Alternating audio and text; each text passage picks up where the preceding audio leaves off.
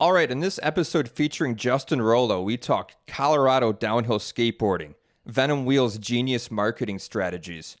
We talk throwing epic events, and even slalom racing, a 35 first. But before we get into that, we just got to mention this episode's sponsor real quick. Y'all know Madison Crum, and he's ready to help with your business needs today. If you need a way to accept credit card payments like Square or Clover, Infinity Payment Systems has you covered. Also, if you refer a business to Madison, he'll throw you $100. You can give him a call at 828-434-0082. And lastly, hit that subscribe button. 35's getting close to 1K subs. Let's get there. And while you're at it, leave a comment. I love reading those. All right, I'll stop talking. This is episode 34, Justin Rolo.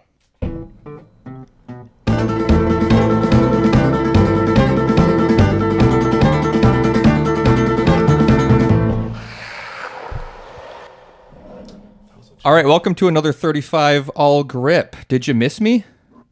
It's been a while. I got a guest host with me today, Jack Traynor. How you doing? How you doing? I'm Jack. How you going? And Main man of the hour, got Justin Rolo here with us. How you doing? I'm doing great. Thanks for having me. Stoked to have you on. I love when things like this just work out. We got a variety of things to get into here, but I think a good jumping in point would be saw you guys went to the Midwest recently. Do you care to kind of? Yeah. Would love to talk about the Midwest. I'm very passionate about the Midwest as of recent. Where do we start with this? So a couple years ago was Mitchell Krebs' 30th birthday party, and he reached out to Team Mids, which, by the way, you're on probation. You're getting a letter in the mail. Why? Because I won't. Because I'm not on the Discord. Yeah, you're not on the Discord. I will not. Trips. we don't make the rules. Look, I'm not the enforcer. Okay, I'm just letting you know. Bylaws. Don't shoot the messenger. All right. Anyways, it was Mitch's 30th birthday party, so he reached out and invited us all to come, and we're like, yeah, fuck it, like. We'll finally come to the Midwest, right? He's been begging for years. So we went for like a 48-hour trip to Milwaukee to party with Mitch. Dead of winter. Oh, yeah, dead of winter. Yeah, it was January in Milwaukee. This Very was nice. This was last time. So this is in March of 2 years ago, I think. But anyway, we had the best time ever. Like, I'm still hungover from that trip 2 years ago. And we had so much fun that the joke just became we should just go to Milwaukee for just like everyone's birthday, just like whenever, just every year. Okay. And so the bit was like, oh yeah, it's DBK's birthday next year. We should just like go to Milwaukee as a joke, but we didn't actually think we were going to. And then we all bought flights, and then everybody else bought flights. Like, well, shit, I guess we're flying to Milwaukee in January. And yeah, like got an Airbnb with all the lads. I mean, Max Dubler was there. Jack was a celebrity guest last minute.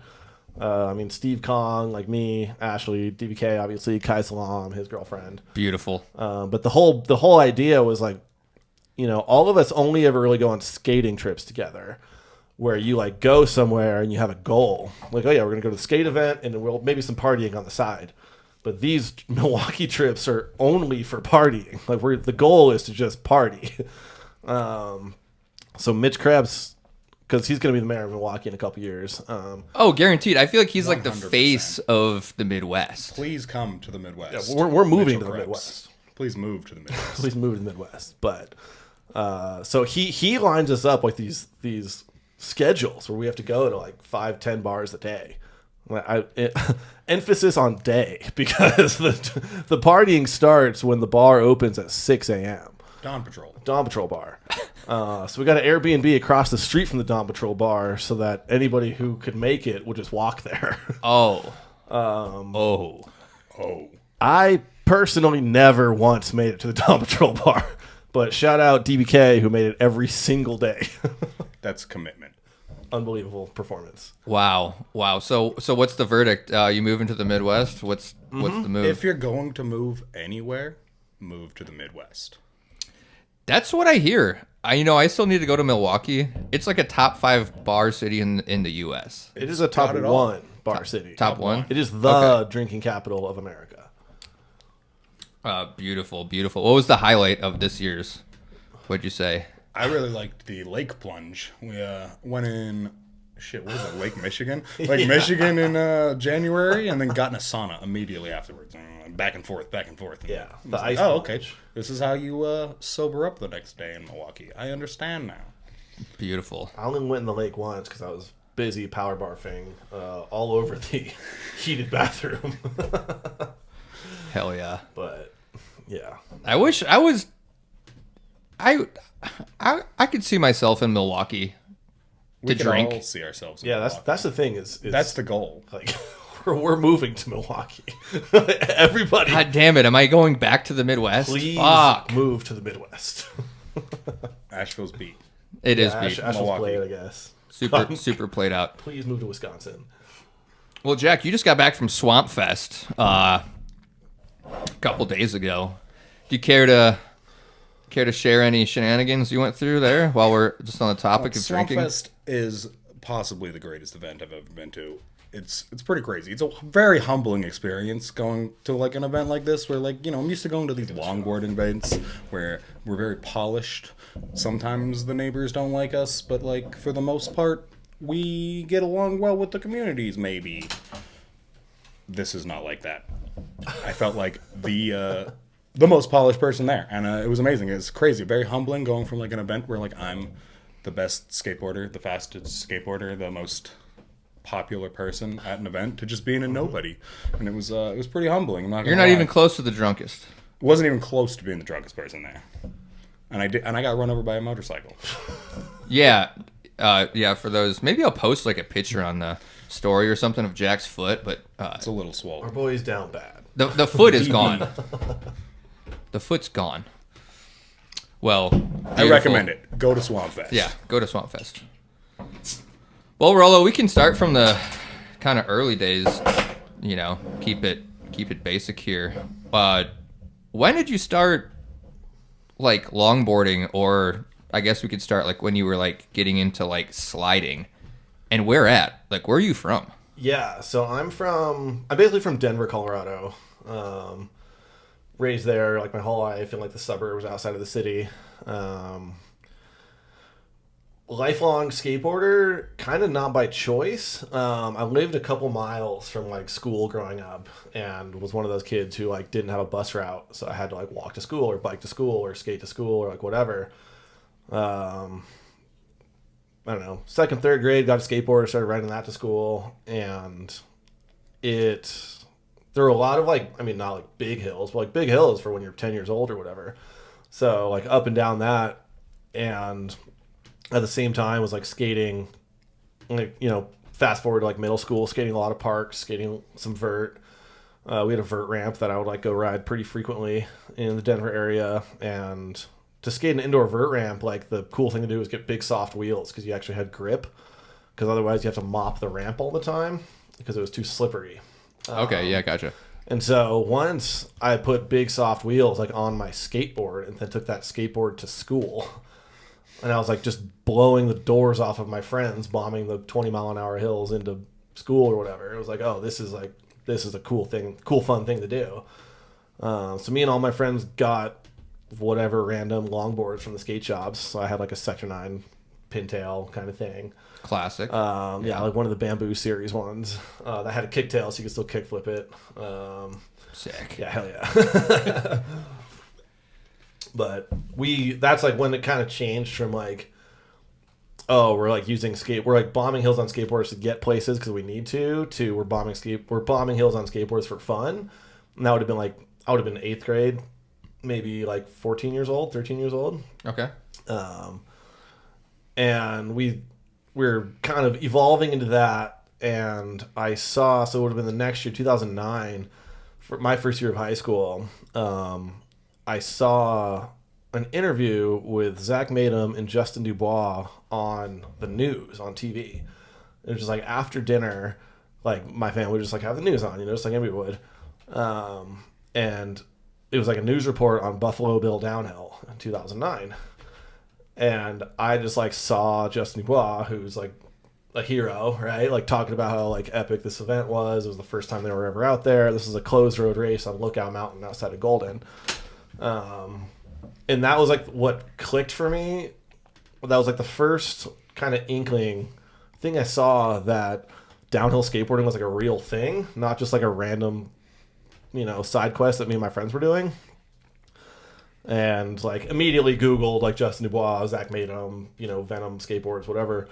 Found Silverfish, made a Silverfish account immediately, and started meeting people. So like went to my very first event was a slide jam outside of Denver, hosted by Brian Holden, who he ran the longboard program at Never Summer for a while, and then after that he moved out to California and worked for ABEC 11 for years and years.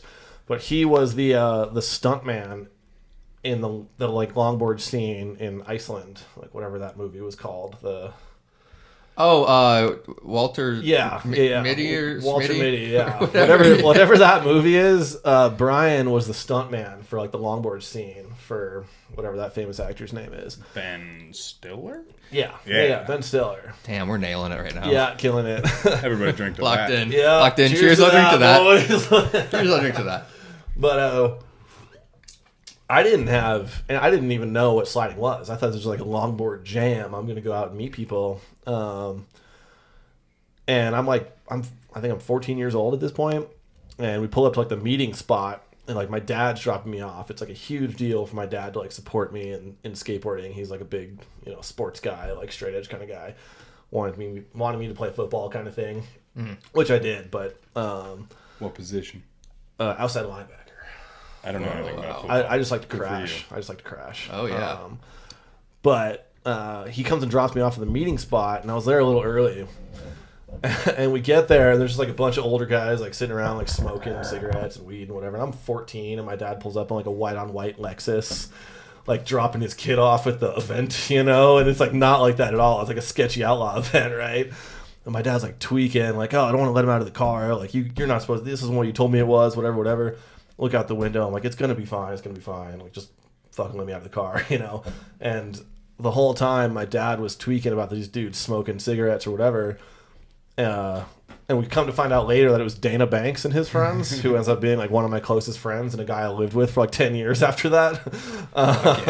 So a small world, but took me out. I didn't even know what slide gloves were. Didn't have a helmet, nothing. Like borrowed stuff from everybody because they were just stoked that a new kid showed out. Calvin Staub showed me how to slide before I knew who he was on my Sector 9 pintail. Crazy. And sick. Like went home, like got everybody's Silverfish tags. I like went home and like DM'd them like, hey, thanks so much for having me. I'm 14 and what is this? And it was kind of went up from there. My name's Chris Hansen. Yeah. It was really nice to meet you guys. But do you remember your Silverfish handle? Yeah. What was your? I don't remember my Silverfish handle. I think it was just my last name. Okay. Like spelled in full, not just Rolo. Okay. But there's more to it. I didn't know you had more last name. My last name is Rouleau. It's spelled Rouleau. It's a French name. Which my very fast forward a couple weak Frenchman. weak Frenchman. Fast forward a couple weeks, and I was on Silverfish, got connected with all these guys, and there was like some outlaw series kind of going on in the Denver area, greater Denver area, some pretty small hills, but this OG named Joel Petra and this other OG named Big Ty were hosting outlaw races out there, and I went to my first one and had like no concept that bombing hills had anything to do. Like I had no idea you did corners. I thought bombing hills are just like bombing the biggest hill you could find, going as fast as you can. So I showed up pretty much pro. Yeah, I was like, I'm the fastest. I'm way faster. Like you've been doing this going to school for. Yeah, I had a real longboard and like bought 74 millimeter Section 9 raceform wheels. Very expensive bearings. No, but I wasn't quite a bearing kid. But what I did do before anybody else I ever knew was I switched bearings bushings on my Gullwing trucks. It's a big deal. I was ahead of the game on the soft truck front, hard truck back, like in 2008, 2009. Foreshadowing. Total foreshadowing for sure. But I went to these Outlaws and like sucked. I couldn't do it at all. But was meeting everybody and kind of got in with the scene, and that's sort of when I like learned like what downhill actually was. And 2009, 2008, 9, 10 in Colorado, I mean, we had 25 all grip outlaw races every couple weekends that had 50 to 100 people at them. And, this was just after the housing crisis, so there's a lot of roads that went to nowhere back then, which we don't have anymore. Yeah, we got that same problem here. Yeah, that's why you guys got good roads, though. We got like parking lots and stuff that never got developed. Sick. But that's when like people show up, like 100 people will pull up for something like that. Totally, and I was one of those kids. I guess like there was like a couple of like 3-4 race outlaw series, and at one of them, I think, like early 2010, I think, I by this point I was already like bombing hills, like skating mountains and stuff. Not well, but doing it with me and my friends. I was at that time I was skating a lot with Nick DBK, who shout out. Big shout out. The biggest shout out. But that's kind of when I met him, and he was kind of on the same program, like could slide and bomb hills, but neither of us were good. So he would come pick me up after school. We would just like drive out in the mountains and hurt ourselves, and he would take me home like every single day. But we're going to these outlaw races. I eventually podiumed a couple of them and got sponsored, like kind of got flow from Zach a little bit. Was kind of like starting to meet the cool kids, 2010. And okay, so this is kind of when the Venom era starts coming into your life. Yeah, for me, for sure. Sick. What was Zach? Did you meet Zach back then? Zach was kind of yes and no. So Zach was kind of like this, like, I don't know, cryptid figure in our scene when I was first getting into it, because he wasn't showing up to the outlaw races because he was like going to real races, like traveling for skateboarding. So it was mostly like me and all the other Colorado OGs like Joel Petra, Kavika Moto, Justin Dubois, Kevin Cooper, and I was like starting to hang out with those guys, and we never really hung out with Zach because he was busy. And then just like, I think it was like one summer or one fall, end of whenever that was in 2010, he came to a couple races in a row and kind of got to meet him a little bit. And I was kind of coming up. I was like starting, I got that first podium under him, and it was him and Calvin. I don't remember if I beat Calvin or not, but I didn't beat Zach. But I was like right on his ass. I was like, oh man. What event was this? This would have been a ye old Overlook Outlaw in 2010. Is this like a path? No. Race? Okay. But the path races were at the same time. Okay. They were at the path races. Colorado path racing went crazy because we don't have paved roads really anywhere. Like if a road is paved in Colorado, it is paved because it has traffic. It is very, very difficult to pave roads through granite mountains. Whereas like out here or out in Malibu, it's very easy to pave roads through soft dirt mountains. I never thought about the what you're having to pave through. Yeah. So I just was like, it's dirt. Yeah, like no, it's like Dirt literally like granite slabs that you have to like dynamite and explode to make like a rich person's neighborhood, right? So it's not like here you can just use tractors to like dig out a road. You can't do that in Colorado. So Gotcha. Okay, yeah, that makes sense. If the roads had pavement on them, they were big roads with traffic, which is why Colorado was so esteemed for Dawn Patrol, because we had to get up at 5 a.m. to skate those roads before the cars got there, because there aren't other roads to skate. Like we don't just have session spots like you guys do. But no, we eventually met Zach, and he kind of was like flowing me a little bit of gear, and I was a big slide jam kid too, so I was winning all the slide jams in Colorado. Wow. I was like early. You're a slide jam kid? I was definitely a slide jam kid. Now, was this like slide jam era where it was like do a big heel slide or maybe a toe slide and hands down for sure? Hell yeah. Hell yeah. Yeah, 2009, 2010, 2011 slide jams, like I would like do a 15-foot switch check, and that was like the coolest thing that happened at the whole hill. We'd have like a 1 block straight little slide jam hill, but Yeah, no, I was a slide jam kid. So that's kind of like, I kind of had that going. I was the only kid in Colorado who was like free riding, really. And then I started to do good in the racing and started making friends with like Zach and those guys. And What wheels were you riding at the slide jams? Just curious. What are we talking? Colt. Colt Classic. Colt Classics? Oh, no. This what's- was before Colt Classics came out. They had a different free ride wheel. Oh. And they had a sharp lipped wheel that was really slidey. I remember the sharp lipped one. But we were into Colts because like some skate shop had them for cheaper than all the other wheels. I don't really remember what the deal was, but then Zach started making Cannibal. This was before Venom even made wheels, so that wasn't even a thing. Was Cannibal the first? Venom. Well, technically no. The Venom Sidewinder and the Venom Shocker came before, but the Venom Shockers, the production version sucked. And the Venom Shocker. Shocker. Well, it's a really cool concept. Like Zach developed, he like hand poured wheels with bushing formulas in Boulder, and the prototypes were sick. They're super sick. The very first skate slate with Billy Bones on the front skating Maryhill, I think it's a John Huey photo. He's riding like some red cannibal shaped wheels, and they're like hand pours from Zach that he made in his dad's basement or dad's garage. And so Zach, like, they prototyped these wheels in Colorado, and he literally drove to and in California with the formula and like urethane parts and tried to make them there, and just like Didn't translate? didn't translate. Yeah. So There was something about the homebrew. yeah, or like maybe like the first prototypes were like good enough or something, but when they went into production, they just shit out, which is like a tale as old as time when it comes to creating urethane products. Like, ask me how I know. Wow, yeah, I've heard a little bit of this lore from Zach, like the hand pouring wheels, which sounds like so toxic. Oh, Like, it it sounds cannot be good for insane. you. It cannot be good for you. But that was kind of like right when that was all happening, you know. And then once the wheel program kind of got worked out, he was making red 88 cannibals and blue 83 cannibals.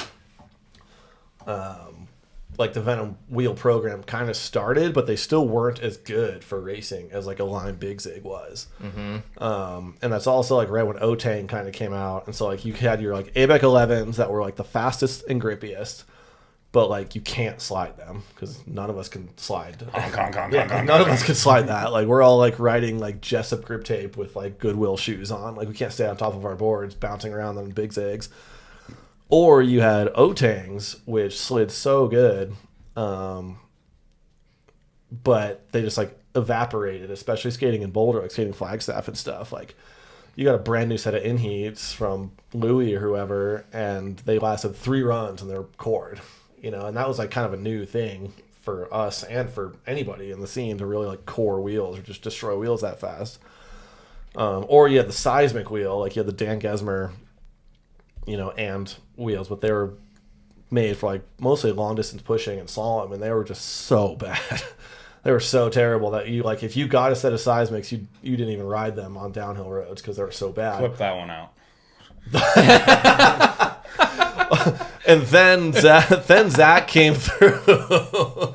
Yeah, shout out Dan. I hope you listen to this, but you won't.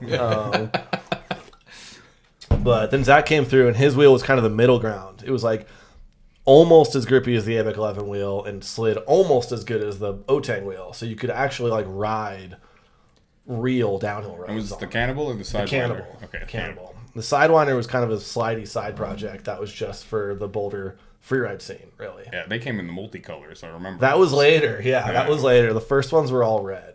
I have a set in shrink wrap somewhere. Based. Yeah. Those were cool. Just to like have for the archives. I don't know how I got them. I can't remember, but I heard they all wear different. If you have the multicolors, yes, they do. Yeah. That's how we discovered that different colors matter. And the multicolored Sidewinder, you know, the red ones would wear the red and yellow would wear faster than the blue and green. And that's how we discovered, because like it obviously takes like pigment is made of a material, right? Like it's not just, you don't just like fabricate green or fabricate red. Like it's like you put iron oxide in to make red, you put something else in to make green, whatever. And that's like how we found out that was the case. And so that's why all Venom wheels became white after that, because we found out that like the white pigment was the most stable and most consistent, and that's why, you know, it would have been 2011-ish, maybe 2012 when Zach went to all white everything, and that's why we haven't made a colored wheel pretty much since until I guess the sideshow was red. But white looks good too, like when they're fresh. Until you like, slide it on a Colorado road. Yeah, and then Then they're it turns brown. But it was a genuine performance upgrade. That was like, white is actually objectively better to ride because it's less, you know, chemically dirty by trying to make it a color. it's like the more natural Kinda, yeah. It's at least more neutral. or neutral. Okay.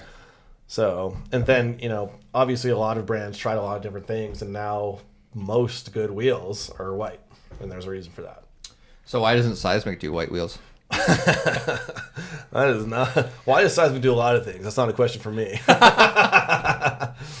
So, I mean, you're very involved in Venom. That's been going on for years. When did you start first getting involved with? You know, we're skipping around a little bit, but when did you start getting involved with the kind of back end of Venom and? Yeah. Let's see. Where do I? Did you ride for them as a rider first, or So- you like straight into the employment? I did ride for Zach as a rider first. So I was kind of getting some flow here and there. 2000, you know, whatever, 2009, 2010. And then in comes, but I wasn't like an official team rider, you know. But what I was, every single weekend, I was taking the bus from my house in Denver up to Boulder, and the bus stop, like RIP the strip club, but the Venom warehouse was across the street from the strip club, which was the same as the bus stop, as the actual bus stop. But the strip club was called the bus stop, RIP. So I'd get dropped off at the strip club. This is good facts to like keep. Let's get this cemented down. Yeah. So Super important there's for a the strip lore. club called the bus stop, But also a bus stop. but it's also a bus stop. So I would take the bus from my house 14. to... So 14 years old? I'm 16 now. Okay. That's old enough to go to the strip club in Colorado, right? No, but I still went. Old enough to go to the bus stop, though. But I went to the bus stop. But yeah, they would let us in because the strippers would come back and party at the Venom warehouse, and then would recognize me and let me in on different nights. But anyways, yeah, That's was, neither here nor there. yeah. No, it's, you know, no one can get arrested for that anymore. So we can say it on the mic or whatever. But Statute of limitations. But I would get dropped off at the bus stop and walk across the street to the Venom warehouse. And at that time, it was like Zach, Kyle Martin, and Nick Dunmall were all like living in the Venom warehouse, basically just part time and just like flying to all the races. Like Kyle Martin had just gotten on land yachts and was like their full pro, going to every single race. Nick Dunmall was kind of fading out, but still going to all the races. And Zach was doing the same. So I would like take the bus up and just party with them, like, you know, Friday after school. It was just like kind of their little shit grom for a bit, and would kind of skate with them, but mostly it was like we planned skating, but we would just party, and then I would be like ready to go at 8 a.m., but they were all older than me and had hangovers, and I didn't yet. So I kind of like built that relationship with them, and then was winning all the outlaw races because Zach wasn't going. And in comes Dubes, Brent Dubendorf, who at this time, like, shout out Dubes. Shout out to us. But he was living in Georgetown, the town that Devil's Peak, Guanella Pass was in. And so we saw him every once in a while, and I hosted a couple of outlaws up there and got pretty close with Dubes. And he was the team manager at Paris Trucks and had just started Riviera. Riviera. Big shout out, RIP. Yeah, RIP. And when he started Riviera, he also started Divine Wheels. And he calls me out of the blue one day while I'm like in my dad's basement. It's like 8 p.m. in the middle of January. Like they just got their budget set for the year. And Dubes calls me. He's like, hey, like, you know, I know you're kind of like sort of doing the Venom thing, but like just wanted to like reach out to you with like an offer from Divine to come be like a full team rider for us. Like super stoked. And I was like over the moon, right? Like I got like a full blown like wheel sponsor like offer from like one of the coolest guys I've ever known. Okay. I was like, fuck, man, like that's crazy, but like I'm gonna ask Zach what his plan is, because like and Dubes was cool. He's like, yeah, I want to step on Zach's toes, but I got this savage offer for you. We're gonna fly you around. You're on the wheel team. And so I called Zach, and I had never called Zach before. I had never spoken to him on the phone. Like, he was still kind of this like I don't know, like cool uncle that you see every once in a while figure for me. Like Kyle Martin and Nick Dunwall took me under their wing way harder than Zach did when I was hanging out up there. And so he's still a cool uncle, still a little like nervous to talk to him. I'm fucking 16, don't know anything about anything. Called Zach, like didn't answer. I was like, fuck, like dudes wants an answer like by the end of the weekend kind of thing. Yeah. And so I called him again. Called him, like, waited like 5 minutes. I was like, should I? Like, he didn't text me back. It's like, it's January. Like, I know he's just drinking at the warehouse, right? But called him again. And finally he answers. And he's like, in a super loud place. He's like, what? What do you want? Can I be on your wheel team? And I was like, hey, like, do you have a minute? Like, I know, like, we haven't really, like, talked about any of this kind of stuff, really, but, like, Dubes just called me, and I'm, like, just trying to be, like, so polite. I'm with a sweet summer child, like, trying to navigate skateboard sponsorship at 16. I was like, yeah, like, Dubes offered me this, whatever, to be on the Divine team. And, like, dead silence, but clearly Zach was, like, in a crowd of people. Like, I don't know, like, I know where he was. I'll tell you in a sec, but... He's at the bus stop. He's like, what? Fuck that. I'll match whatever Dupes is going to give you. Don't call me back. Are you fucking kidding me? It just hangs up on me. I was like, he's pretty mad. Because you're riding Venom wheels. Yeah, of course. He's pretty mad at me. He's like, what? Screaming at me through the phone after I had never spoken to him on the phone before. But he did say he matched the offer. So I called Dudes back, told him like Zach's going to match my offer, and he was all cool. And it turns out Zach was in Puerto Rico at the Oaxaca party. Oh shit! Like at the concert party. Like Don Omar is playing on stage, and I'm just like, his Grom is just rage calling him while he's like in the crowd of people. What do you want? Like, he wakes up the next morning like, I think I sponsored someone last night. Yeah, I don't know exactly. who it was, but he has no recollection sure I of sponsored this. someone last night. Let me check my call log. I like get up there a couple weeks later. It was like, hey, so we're good. Like, I know you were kind of pissed at me. He's like, yeah, Can whatever. I get some wheels? Everything's all good. Like, here's some wheels, and he was super cool about it, as he always is. But it was like a real funny way to like get in officially, with the team. And I love that.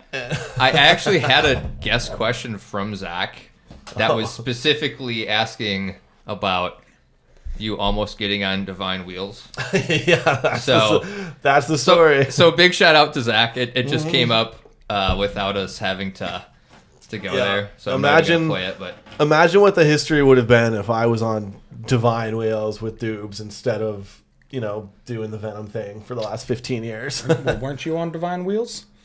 I rode just for the boards? Riviera. Okay, no. But yeah, Oh, I you did. got Divine You wheels. guys could have been teammates. We could have been teammates. He Almost. could have been your boss. That would have been crazy. But Dubes was kind of my boss for a short period also of time. Shout out, Dubes. Shout out Dubes. Yeah, shout out early Zach too. Like that was a great way. That's the lore accurate way. The way that I was supposed to get on Venom. That's so sick. I've been in that like square in Puerto Rico. A couple years ago. So sick. I $1 shots. You're like, I'll take 20 of those. It's probably better that I don't ever go to this, but it's amazing. The race course is, it's. I want to go to pretty fun. I want to go to Puerto Rico without a skateboard. Like, I was Puerto thinking Rico last year without a skateboard, demoed a house. Very exciting. Good electricity there, I hear. Yeah. Oh no, the electricity goes out frequently I would expect on the whole island. Like, you're like, oh, okay, no power for a couple days. That's all right. But absolutely beautiful, like amazing. Would absolutely go back and demo another It looks house. amazing. I hope at some point I get to go. But I guess to answer your question, that's how I got like officially involved.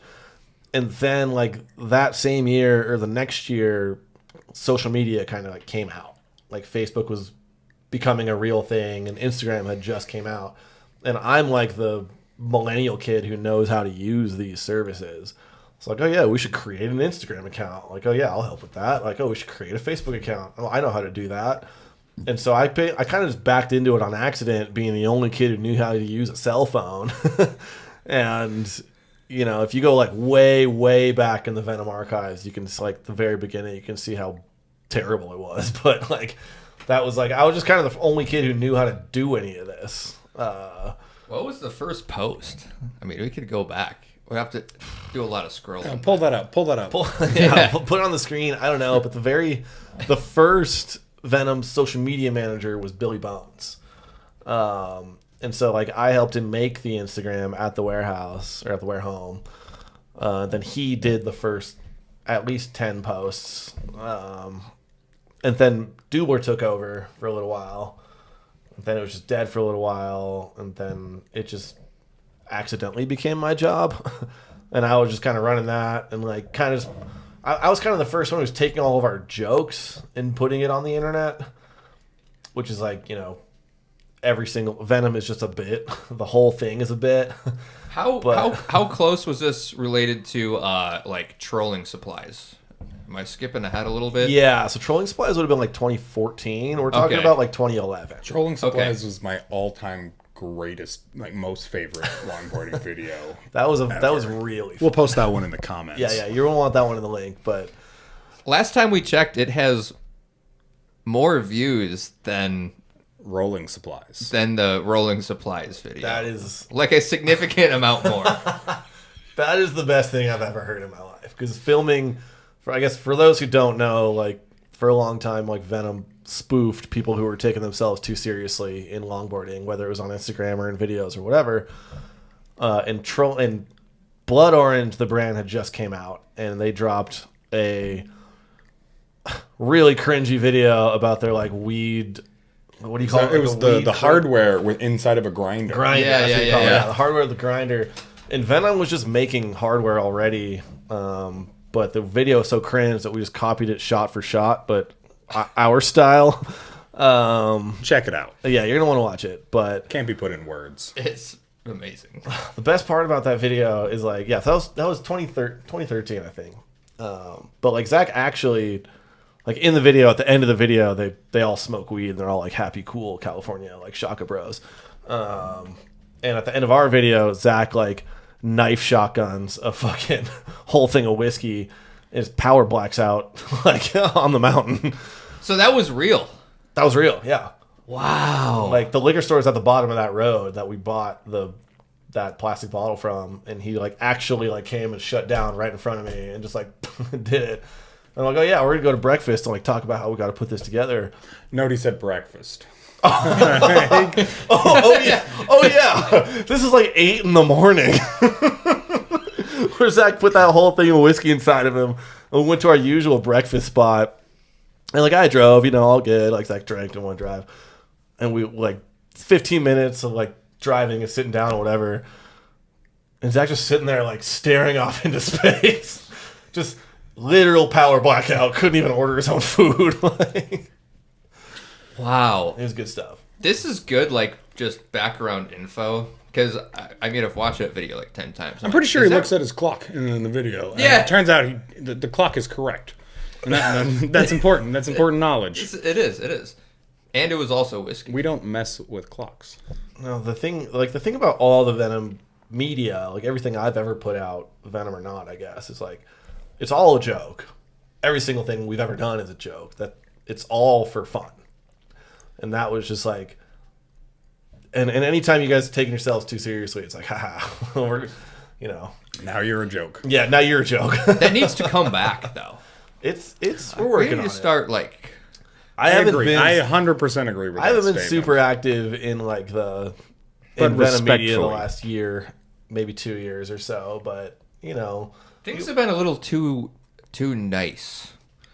Have you guys heard of Swamp Fest? And not that trolling is even mean. It's like tasteful and it's it's funny. like we're, and also like at that time, like, you know, that video was with like James Kelly and I don't know, Liam Morgan or something. Like we're friends with those dudes, right? And like when we came out with like the original skateboards spoof video, like the mini mega ramp video. Oh, that was so good. Yeah. Like that was like we were friends with the original guys, you know, like they're all cool, like big fans of all those dudes. Like there was no like bad blood between us. It was like this is a funny joke. Obviously, we're the dumb idiots who are gonna like, you know, be those guys. That's who we are. But no, there was never any bad blood about. Well, I'm not gonna say never, but like most of the time, there wasn't any bad blood about that stuff. So That's one of the nice things about like the longboarding scene being like still even then it was real small, but now still small. Yeah. And I could still make a bunch of jokes about all my friends or not friends. I think they get it. I think they'd be cool about it, you know. Also, scoreboard though. Original Venom. Who's still going? Is original still a thing? I think they got bought out, but I don't really know like the lore of that whole situation. Don't ask me. I know Bustin burned down. R.I.P. R.I.P. Insurance fraud, allegedly. Allegedly. I just made that up. Good for them if that's the case, because like I just made that up. their insurance is probably better than the brand was worth. So Venom just got a great idea. Holy shit. man, What? When did like Kesha? I guess like we're talking about, you know, spoofs and things to joke. When did like the whole Kesha era come into play with like Venom branding? how do I explain this? Have you ever listened to Kesha? Yes, I have. We need more Kesha in 2026. Shout out Kesha. People Bro. don't. Yeah, cheers. I just saw Kesha live a He's gonna couple need months another ago. You met her. I did not meet her, but I saw her live Oh, show. I thought I Garrett saw a Creamer. picture. Garrett Garrett Creamer met her Creamer. in Oh, person. okay. Shout out Garrett Creamer. Shout out Garrett. But I've seen her 5 times live, and I've cried at every single show. She's amazing. True American hero. Yeah. Also, seen Pitbull live 5 times. Also cried at all his shows. Equally amazing. Holy shit. True American hero? True worldwide hero for Worldwide. sure. Mr. Worldwide. But before we get into that, can you please pass me another Corona? Yeah, no problem. You can have any beer you want as long as it's a Corona. Just don't touch my Coronas, bro. No, you can have one too. I brought enough for the whole gang. I gotta get through all these Millers. It's full of time. There's quite a bit of beers in this cooler, so. We're doing fine. But yeah, Kesha era. How did that come about? Because that became kind of a. I don't know if Staple? Staples. Yeah, staple. Stable? Jinx? Like Jinx, owe me a Corona. I'm just- So, I mean, I think when it comes to like. How do I explain this? Like, when it comes to like Venom, I don't know, branding, marketing, like whatever, anything that we post, it's always just like whatever we're into at the time. So, like, if you go like way back, like Venom started as like a, you know, like a hot rod heavy metal band, or like heavy metal brand rather, brand. Like the earliest videos were to Ozzy Osbourne and, you know, I don't know, Judas Priest and shit. And then there was a gangster rap era where like we came out with the grip tape and Gangster we're grip? like, yeah, we're like Yeah. Shout super out into the Dr. Gangster Grip stickers. Dude, so much fun creating that Yeah. sticker sheet. I would have loved to have been fly in the room. Yeah, you would have, because it was exactly how fun you thought it was. But, you know, we had like the gangster rap era, and then that kind of like, you know, that faded out, and we got really into like recession pop and just like silly, like pop art, like, you know, dance pop that doesn't take itself seriously, like Kesha. And also Kesha loved, you know, Jack Daniels, and so did we, and there was like a whole thing. But we kind of like have all these eras, like whatever stupid bit we're into is just like comes out in the brand, you know, tenfold. It's like, genius. like it's literally, it is like Venom just is whatever we're like. It's just us. Like, you know, there's no like, like nothing is polished. Nothing is on purpose. It's literally just like whatever stupid shit we're into. And like Biography of the people having the most fun. it is genuinely, it's an autobiography That basically. was well put. Yeah, honestly. Wow, that was like poetic. Holy shit. I got it wrong. It was an autobiography, though. Like, like, let me make this very clear. Like, Venom was never supposed to be good at skateboarding. We backed into that one on accident. Rear-ended a car in the parking lot. Yeah, 100%. And then Harry's the world champion. Like, what the fuck? But no, it was always like the whole Venom thing. Like, was just like us having fun. Like our friend group just going out and it's like doing whatever the fuck we're doing. And like if you see us like post some things, like some stupid shit that like you you're like, oh wow, look at these douchebags. Like, yeah, we are being douchebags because it's funny. Like, we're not being serious about anything that has ever been put on the internet for many of us, and that's the joke. Like, I work in marketing and branding for like my real job, and spend all day long building companies that go on to like, have real brand identities and stuff, and like it's very like curated and it's very on purpose. And Venom is just silly the whole time. It's like whatever we think is funny, that's what's going out. Like, if you have to think about it twice, like pretty much the original motto was there's no parents around to tell us no. So like, if you like think of it like you and all your friends at your sleepover in middle school, like joking about some stupid shit, that's just what we're still doing in our 30s. Like, so it's kind of it's a very fun creative outlet of just being stupid. It's beautiful though, and like longboarding is not serious. Well, maybe it's got a little more serious. Some people in longboarding are very serious. Some people are. Yeah, and that's okay. Like those, you gotta have it. You gotta have it to push the sport. Absolutely. But also, you can't have it. Majority of it is silly. And like, and I want to make it very clear that I'm extremely into the serious racing, and I'm extremely proud of the dudes who are pushing the level in performance that much. We are very serious about working on performance. That is, every product that we make is made on purpose to be the best performing thing that we know how to make.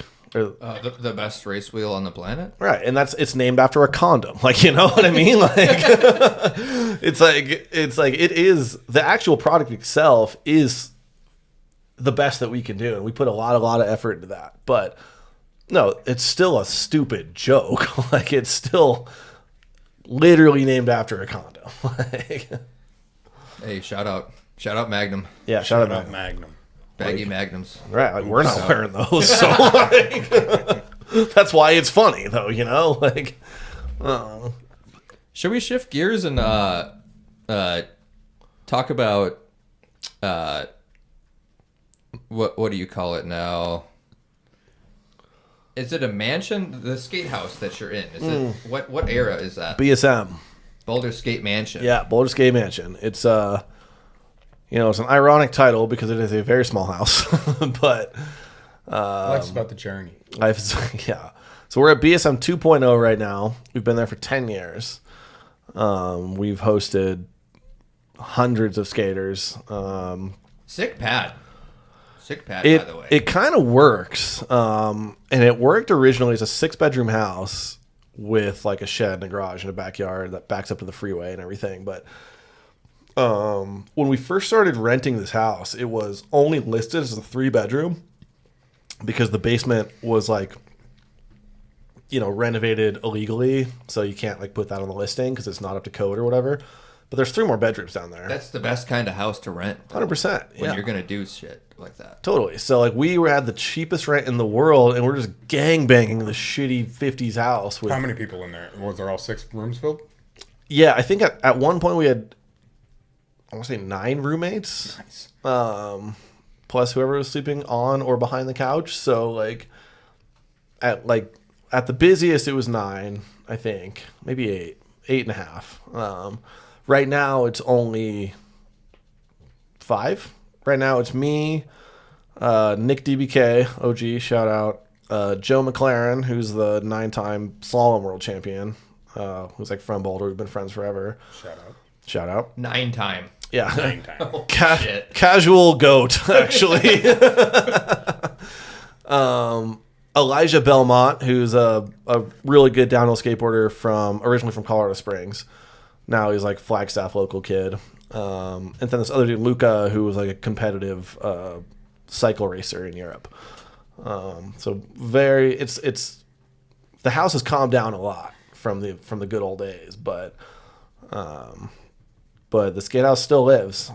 We have like on the walls of the house, we have pretty much almost every single pro downhill board that's ever come out of the state of Colorado. It's an impressive wall On display. It's I had the pleasure of sleeping on the couch there A few last times. year. Yeah, it was. It's a great pleasure. Wow, I'm in it.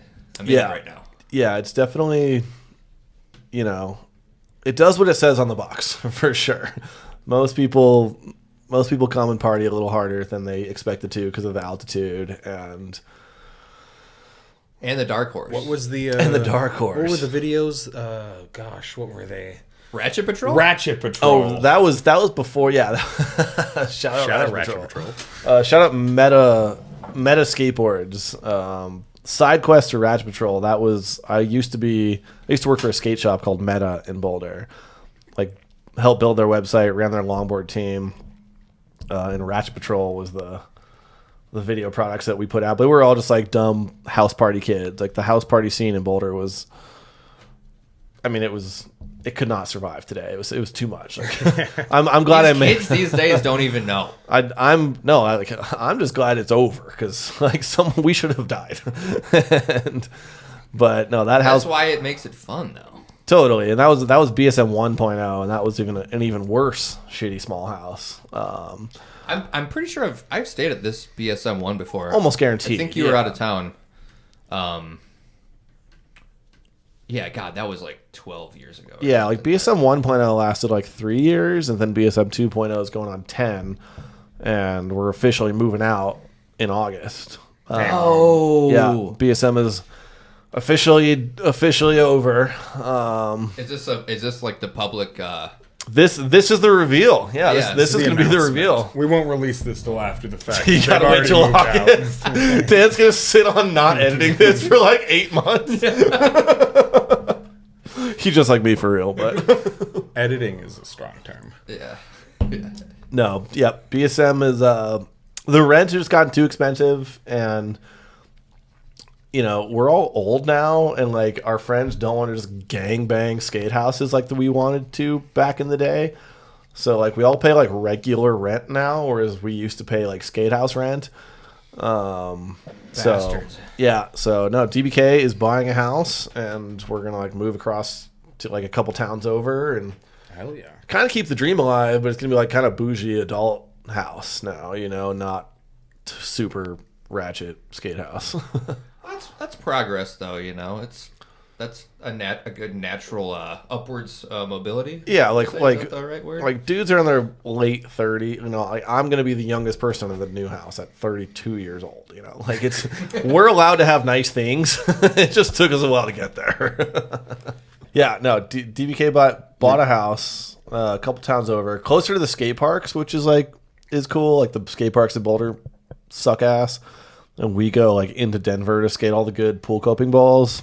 We're at. We're talking Arvada. Yeah, we're talking Arvada. Okay. Yeah, so his house is in Arvada, like the Westminster, North Glen, Denver, Arvada, Broomfield, like that whole kind of like northwest Denver sort of area is like way better for skating parks, which is more of what we're all doing these days anyway. And there's good slalom hills over there, and there's nothing in Boulder. So What's your relationship with slalom?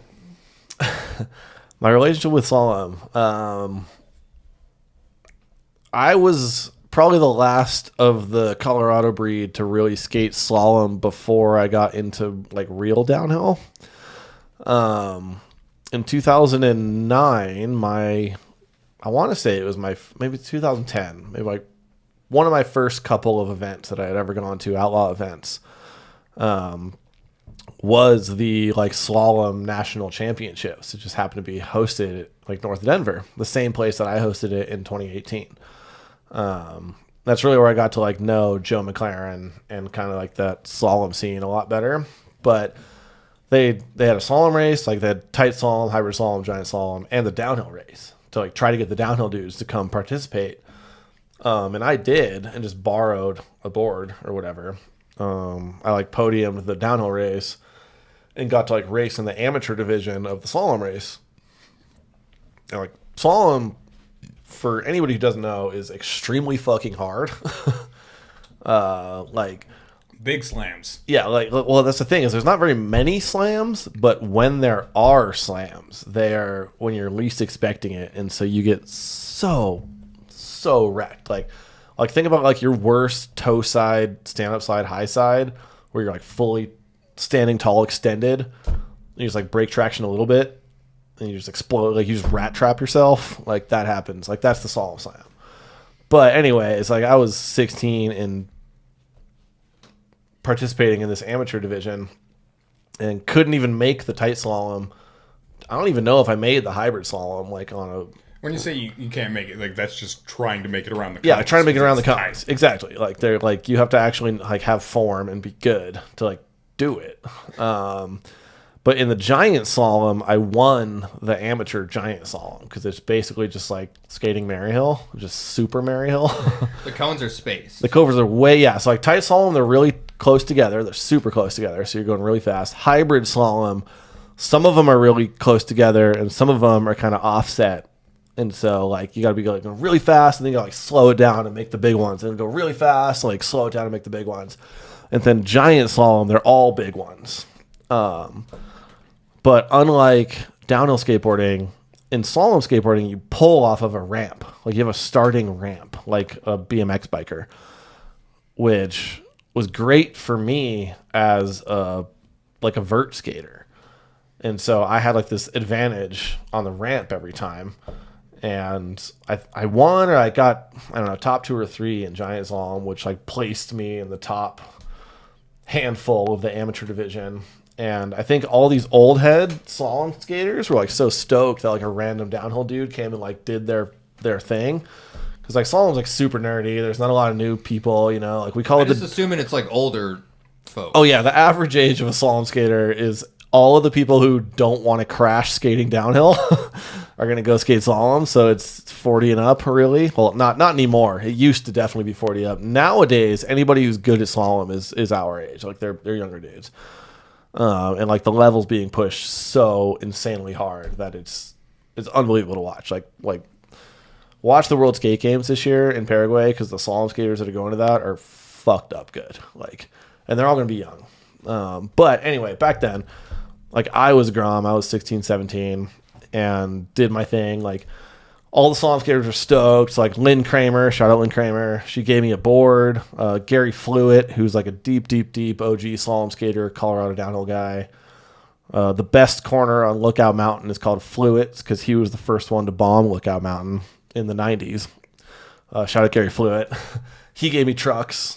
Somebody else gave me wheels. Like they set me up like on the spot because they were just stoked that I was participating. And it turned out that I lived down the street from a slalom pro named Dave Pernack. And Dave Pernack was like a, you know, deep OG, I don't know, like national champion, kind of like, you know, big famous in the slalom world. But he would come pick me up from my dad's house after school and take me out to parking lots and like teach me how to skate slalom when I'm 16, 17. And so like any days that I wasn't working or skating downhill, he would come pick me up and go skate slalom at undeveloped neighborhoods or parking lots or whatever. And that's perfect. It was really like back then I thought it was weird. I was like, man, slalom's like not that cool, but this guy's pretty cool. So I like want to go hang out and skateboard because I'm a kid and I don't even have a driver's license yet. So of course I'm going to go anywhere anyone's going to take me. But this dude, he would like film me in slow-mo, like get to the bottom of the course that he'd set up for me. I'm like, you fucked up on this. Like you need to be doing this. Like, you know, like a coach, which is the only time I've ever really experienced that in skateboarding. And back then I didn't appreciate it that much, but now I can get on your dad yelling at you, like literally, and he's old. Like he's like he was fading out of like being a slalom pro, and I like did that first race. I feel like there's lots of movies like this. Yeah, totally. but shout out Dave. He taught me how to skate slalom over, you know, a year or so, kind of before he had a bunch of back problems and couldn't do it anymore because he's fucking old. And then slalom kind of died off in Colorado, which was a bummer because Colorado historically had been like this hub for slalom skateboarding, mostly because of its history in like snowboarding and snow sports. Slalom was like the summer thing to do. So there used to be like a legitimate downhill, like a slalom event, like in downtown Breckenridge, like on the main road with hundreds of spectators, you know. It's definitely more friendly for like spectating. Totally. Like it's just a straight line that you can shut down. And like the other thing too is like, anybody can look at a slalom skateboarding race and know who's doing good and who's doing bad, right? Like that dude hit 5 cones. He's obviously bad, right? He's going to lose, right? Like that dude made it super fast. He went through he was like first place through the line. He wins, right? Like it's very objective, and like any person can just walk up and just watch that, and like that's a cool thing I'm seeing. And so it's like, and then you can put that anywhere you want. So Dave Pernack, shout out, taught me how to skate slalom. The side quest story with Pernack is you see a lot of downhill skateboards, and I'll show you guys my personal board later, but a lot of downhill skateboards from Colorado have the hips cut out of the middle. Think of any of the Sanctum boards, the Zach Madem Pro board, all of the Descent longboards that Tanner made. A lot of slalom boards, like from Pavel and stuff, they all have this very distinct hip design where the middle of the board's cut out. Why? Because Dave did it. So he was the first one to do the sharp cut hip. And the reason why you cut out the middle of the board is because when you're going around a slalom cone, if you're going to hit a slalom cone, you're going to hit it with the middle of your board. Huh. So if you cut the middle of your board narrower, you can get closer to the cone and make it around. Using it anyway. Exactly. Mind blown. Yeah. So if you look at any Descent board that Tanner made, Zach Maden's pro model, like the board, I mean, I've ridden a handful of boards like this my whole life. I rode a Dave Pernack board. I mean, I still ride a Dave Pernack board for actual slalom. But that's what that's for. And if you look at slalom boards, they are all shaped all crazy, and that's why. But he did the very distinctive front hip, narrow, back hip, wide. Where your back foot goes, your front foot goes. And so all of our, like the downhill boards don't fucking need that, right? Like we're not going around cones. We don't need a narrower middle part. But it was kind of an homage to him because he was like a legendary figure with a legendary shape from Colorado. Whoa. This is great lore Yeah, right now. totally. I don't know, because I'm not into slalom at all, and I think the cutouts look cool. Like, Right, they look badass. Which I thought you were just maximizing torsional flex. That's what Let's it get is. Yeah, this does thing that- to go. Does that help too? With like you're saying? No, cutting the middle of the board out makes your board way torsionally worse.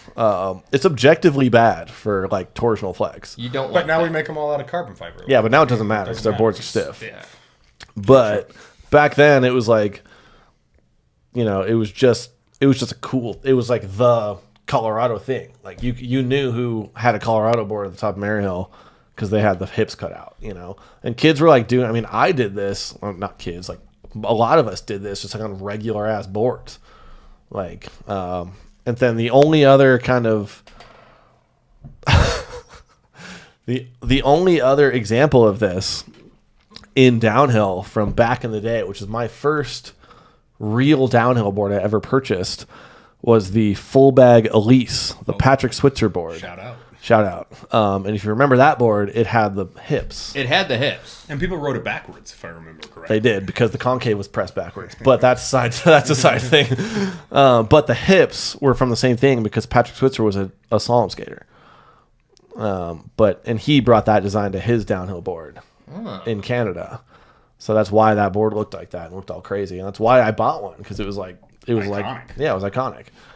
That board was horrible, but it was very cool looking. It's because you were writing it the wrong way, man. You got to write it backwards. Yeah, I know. I think I'm the one who made the Silverfish post about writing it backwards. Like, I literally think I'm the one who did that. Wow. The origin story is you. But that's why.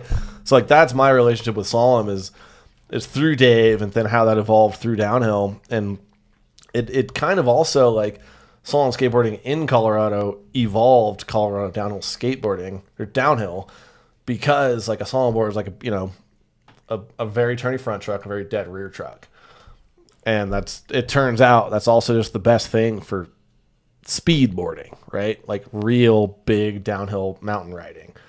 That's how you make a stable board. That's how you make a grippy board, a race board, right? It works really good. Yeah, it's directly from slalom, And that whole entire concept of how to set a skateboard up that way is from like Zach Madem and Joel Petra and like those dudes who started skating slalom before they skated downhill and just started to kind of make their downhill boards like their slalom boards.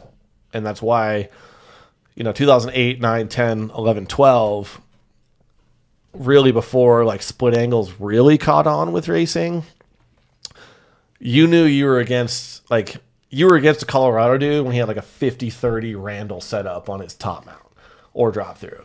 Whereas like you'd have like, it'd be like somebody like me with like a 50-30, Comet Voodoo XL top mount board against like a California dude on symmetrical Paris, and like you could literally look at a start line and look at people's styles back then and be able to objectively say where they're from based on what they're riding. Like, oh yeah, that dude's riding monkeys and race forms. He's from Arizona. This dude's riding a big ass top mount with split angles. That dude's from Colorado. This dude's riding some poverty arbor board with Paris trucks. He's from California. Like, like the Canadian dudes like come down with their lanyards boards and like they're all riding.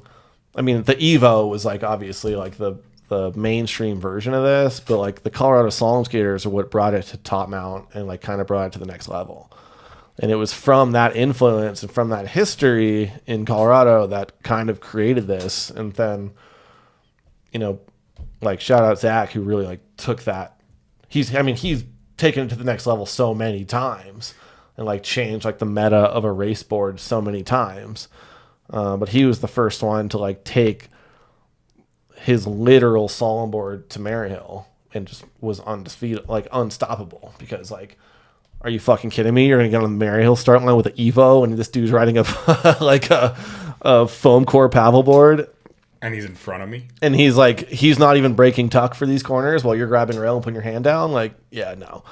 But then he did it again, like taking the slalom board to Catalina and then taking the slalom board with other Colorado dudes like Tanner Morlock and Kyle Connolly, like to Europe tour that year. And it's literally, it all comes from dudes like Dave Pernack and like, George Pappas and all these old OG slalom skaters from Colorado who were like pushing the limits and not unlike in skateboarding. When you think of Colorado downhill skateboarding, you think of like big rough mountain passes that are like kind of shitty but super gnarly. And that's just like the vibe that Colorado skateboarding just has because that's just what it is. That's what you're working with. Yeah, that's what we're working with. But slalom skating had the same vibe. Where like slalom skateboarding in Colorado was always like kind of shitty, kind of rough, extra gnarly. So like and whether that was the roads that they were racing on or just the courses, like just dudes are just built different. Like you go run a George Pappas course or like God forbid a Joe McLaren course on a steep road, it's going to be harder than any slalom course you've ever seen in your life. And so like those who are just always pushing it to like a kind of a different level than most slalom skaters were doing and still are doing. And so they kind of like, they thrive on that like shitty, gnarly kind of skateboarding that like Colorado downhill also thrived on for so long. And like, it's still like that, but it's a little bit downhill so much easier now that it's like autopilot mode now. Like I'm all about it. Like, honestly. I love it. Oh, Yeah, dude. it's Yeah. great. No, we're all on the same Crashing page. We're all on the same page, but everyone should just go to North Carolina and skate good roads instead of skating bad roads in Colorado. Or move to Milwaukee. Or actually, yeah. Milwaukee, just quit and just drink in the Midwest. All right, we're moving to Milwaukee. Please move to Milwaukee. That was a great full circle breakdown of slalom to downhill where we're at now, because you did used to see those different, like, where you live kind of looks like your setup. Now everything is kind of almost the same. Not everyone, but we're pretty much dialed in for racing at least. But there's an objectively good way to, like, a objectively better way to do it now. And we found that through everyone doing their best in whatever way they thought that was the best, which probably was the best for their terrain or whatever, right? But harsh split angle is objectively more stable, more grippy, snappier in a slide, whatever, better for racing. And it works great with the wheels too. And yeah, It's like the combination of those like works so well together. I don't know if you've ever ridden an Evo with magnums on it. Doesn't feel good. I have not, but I have. of course you have. It feels weird as fuck. Dude, the craziest thing about the Evo these days is like getting on an Evo that's set up the way it used to be versus riding a pair of slalom trucks that are set up the way they should be. And the Evo is so wobbly. Like I'm like, wow, the Evo turns so much from the back, even with my 30-degree rear. Like it's insane. Well, and that's the thing is like I'm gonna keep coming back to it, like the slalom dudes figured it out because like in slalom your rear has to be so locked in because you push so hard to pump it, and the harder you can push, the more power you get out of your pump. So not in all occasion, but like you lock that shit down, you make it really stiff, you get more power out of it.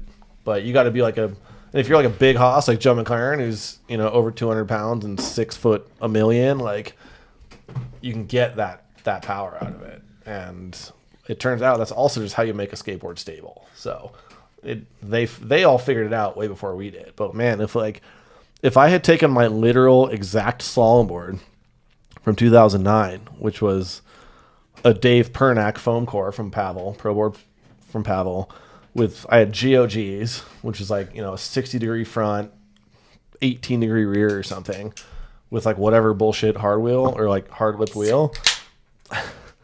If I had taken that to like downhill roads back then, I would have been unstoppable. Like, and we just didn't know. And some people, meaning he would not have been able to stop. Would have been off that first corner. I would have at least made it past the quarterfinals at most races. How do you stop?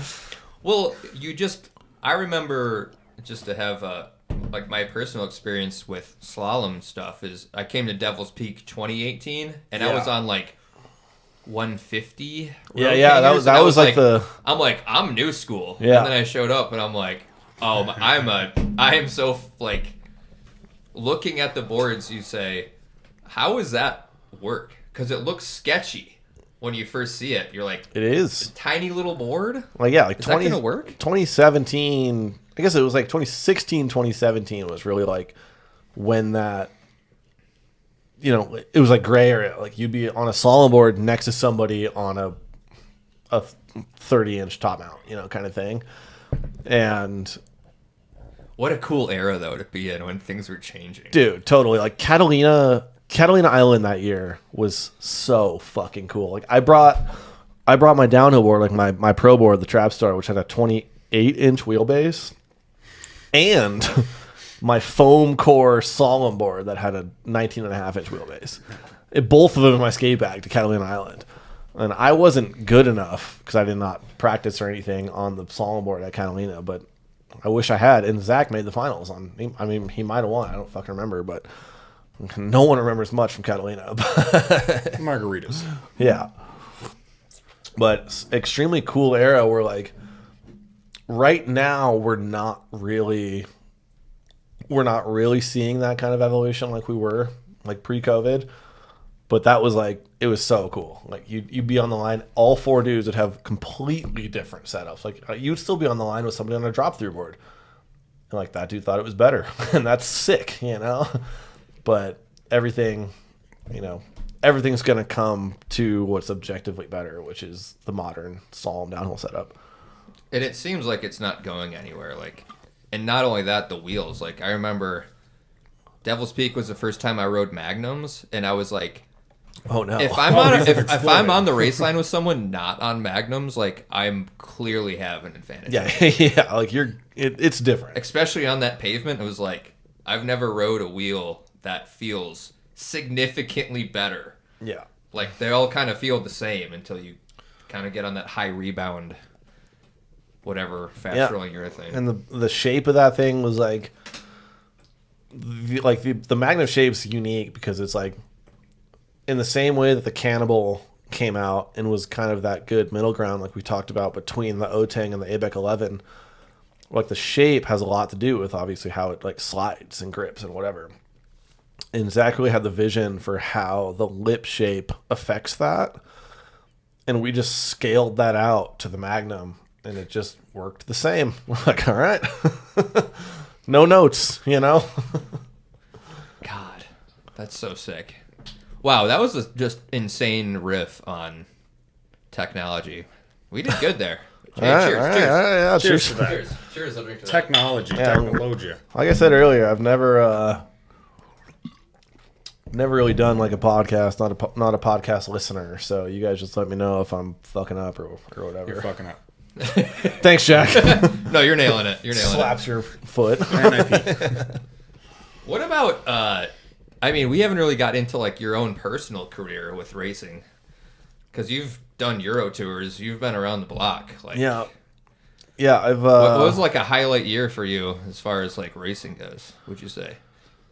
That's a good question. How do I explain this? What do I think about this? I've actually never even. What am I allowed to say on camera? Anything. Oh no, I have no. I'm not holding anything back. I got nothing to lose these days, baby. I'm talking shit. Let her rip. Yeah, let her rip. No, I think that my relationship with racing is a lot different than most people's. I have been a terrible racer. I've been a one and done guy, and I've been a finalist guy, and I've been everything in between. Mostly a quarterfinals guy.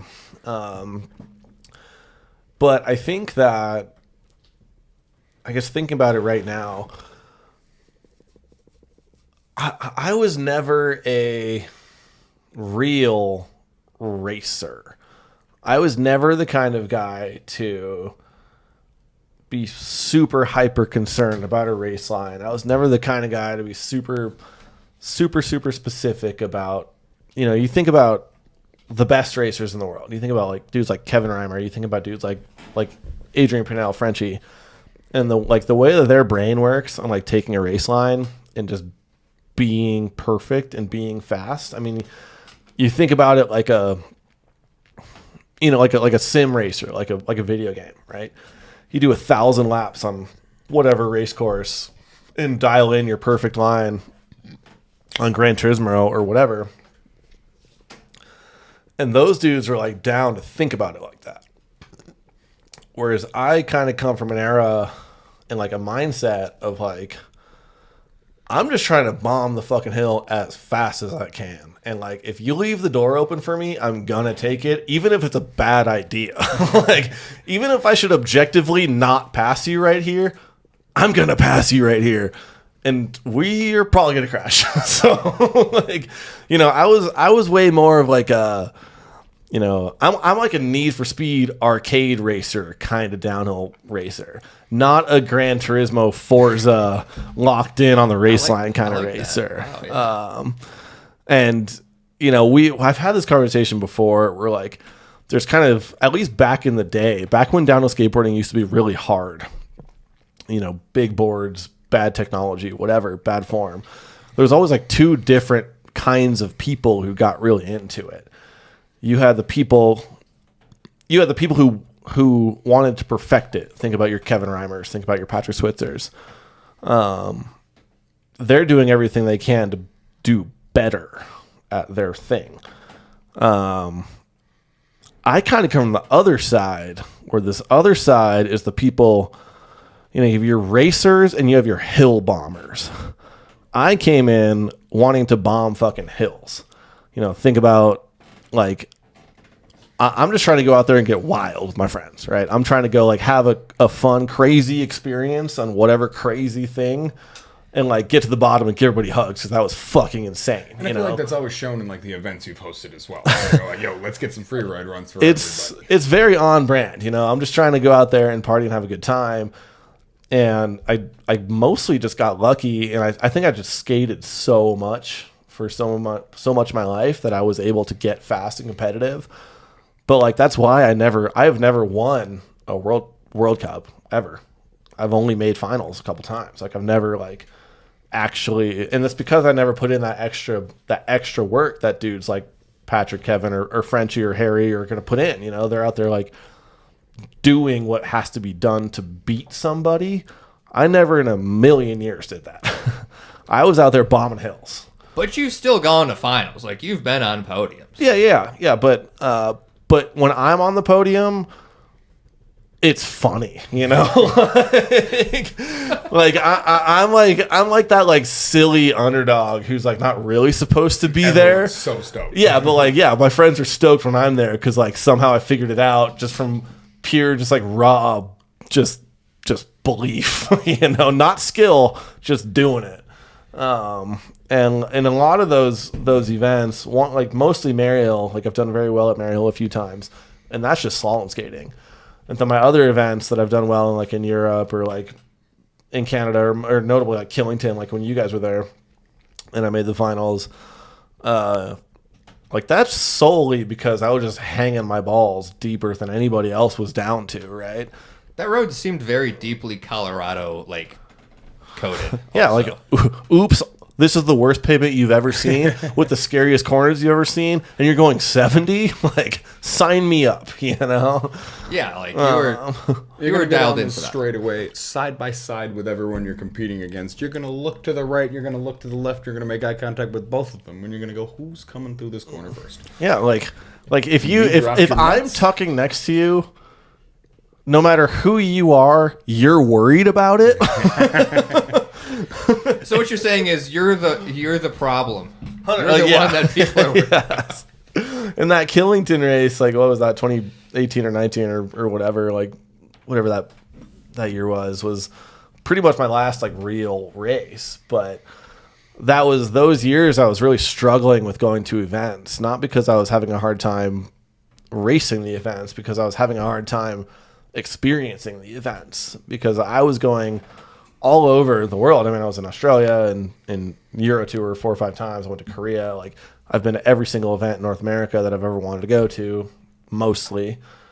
And what was happening in like the 2016, 17 era, like when I was like really, really the deepest in it, I was pro for Madrid, had like the full Venom wheel budget. Was the events were getting worse and worse and worse.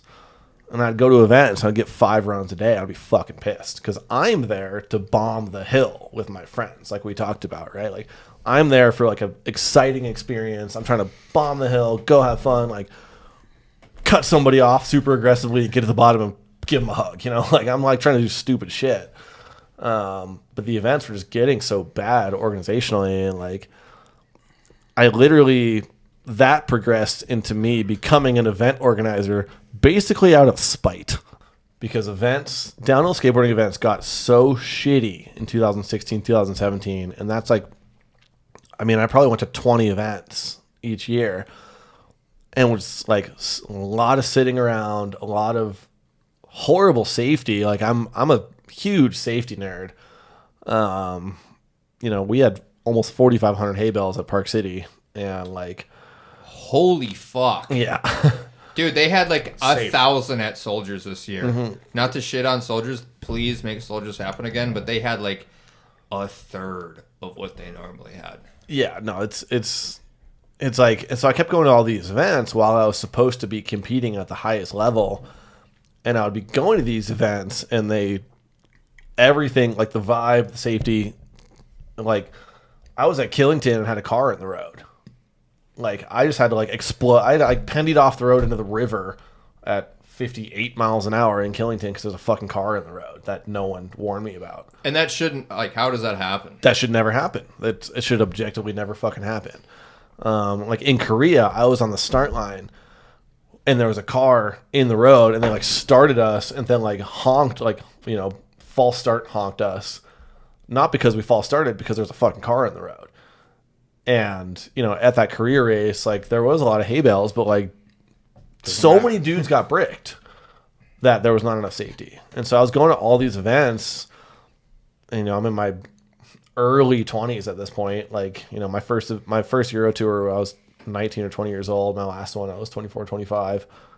No, 23, 24, whatever. And I was struggling to have fun at these events because they were so bad.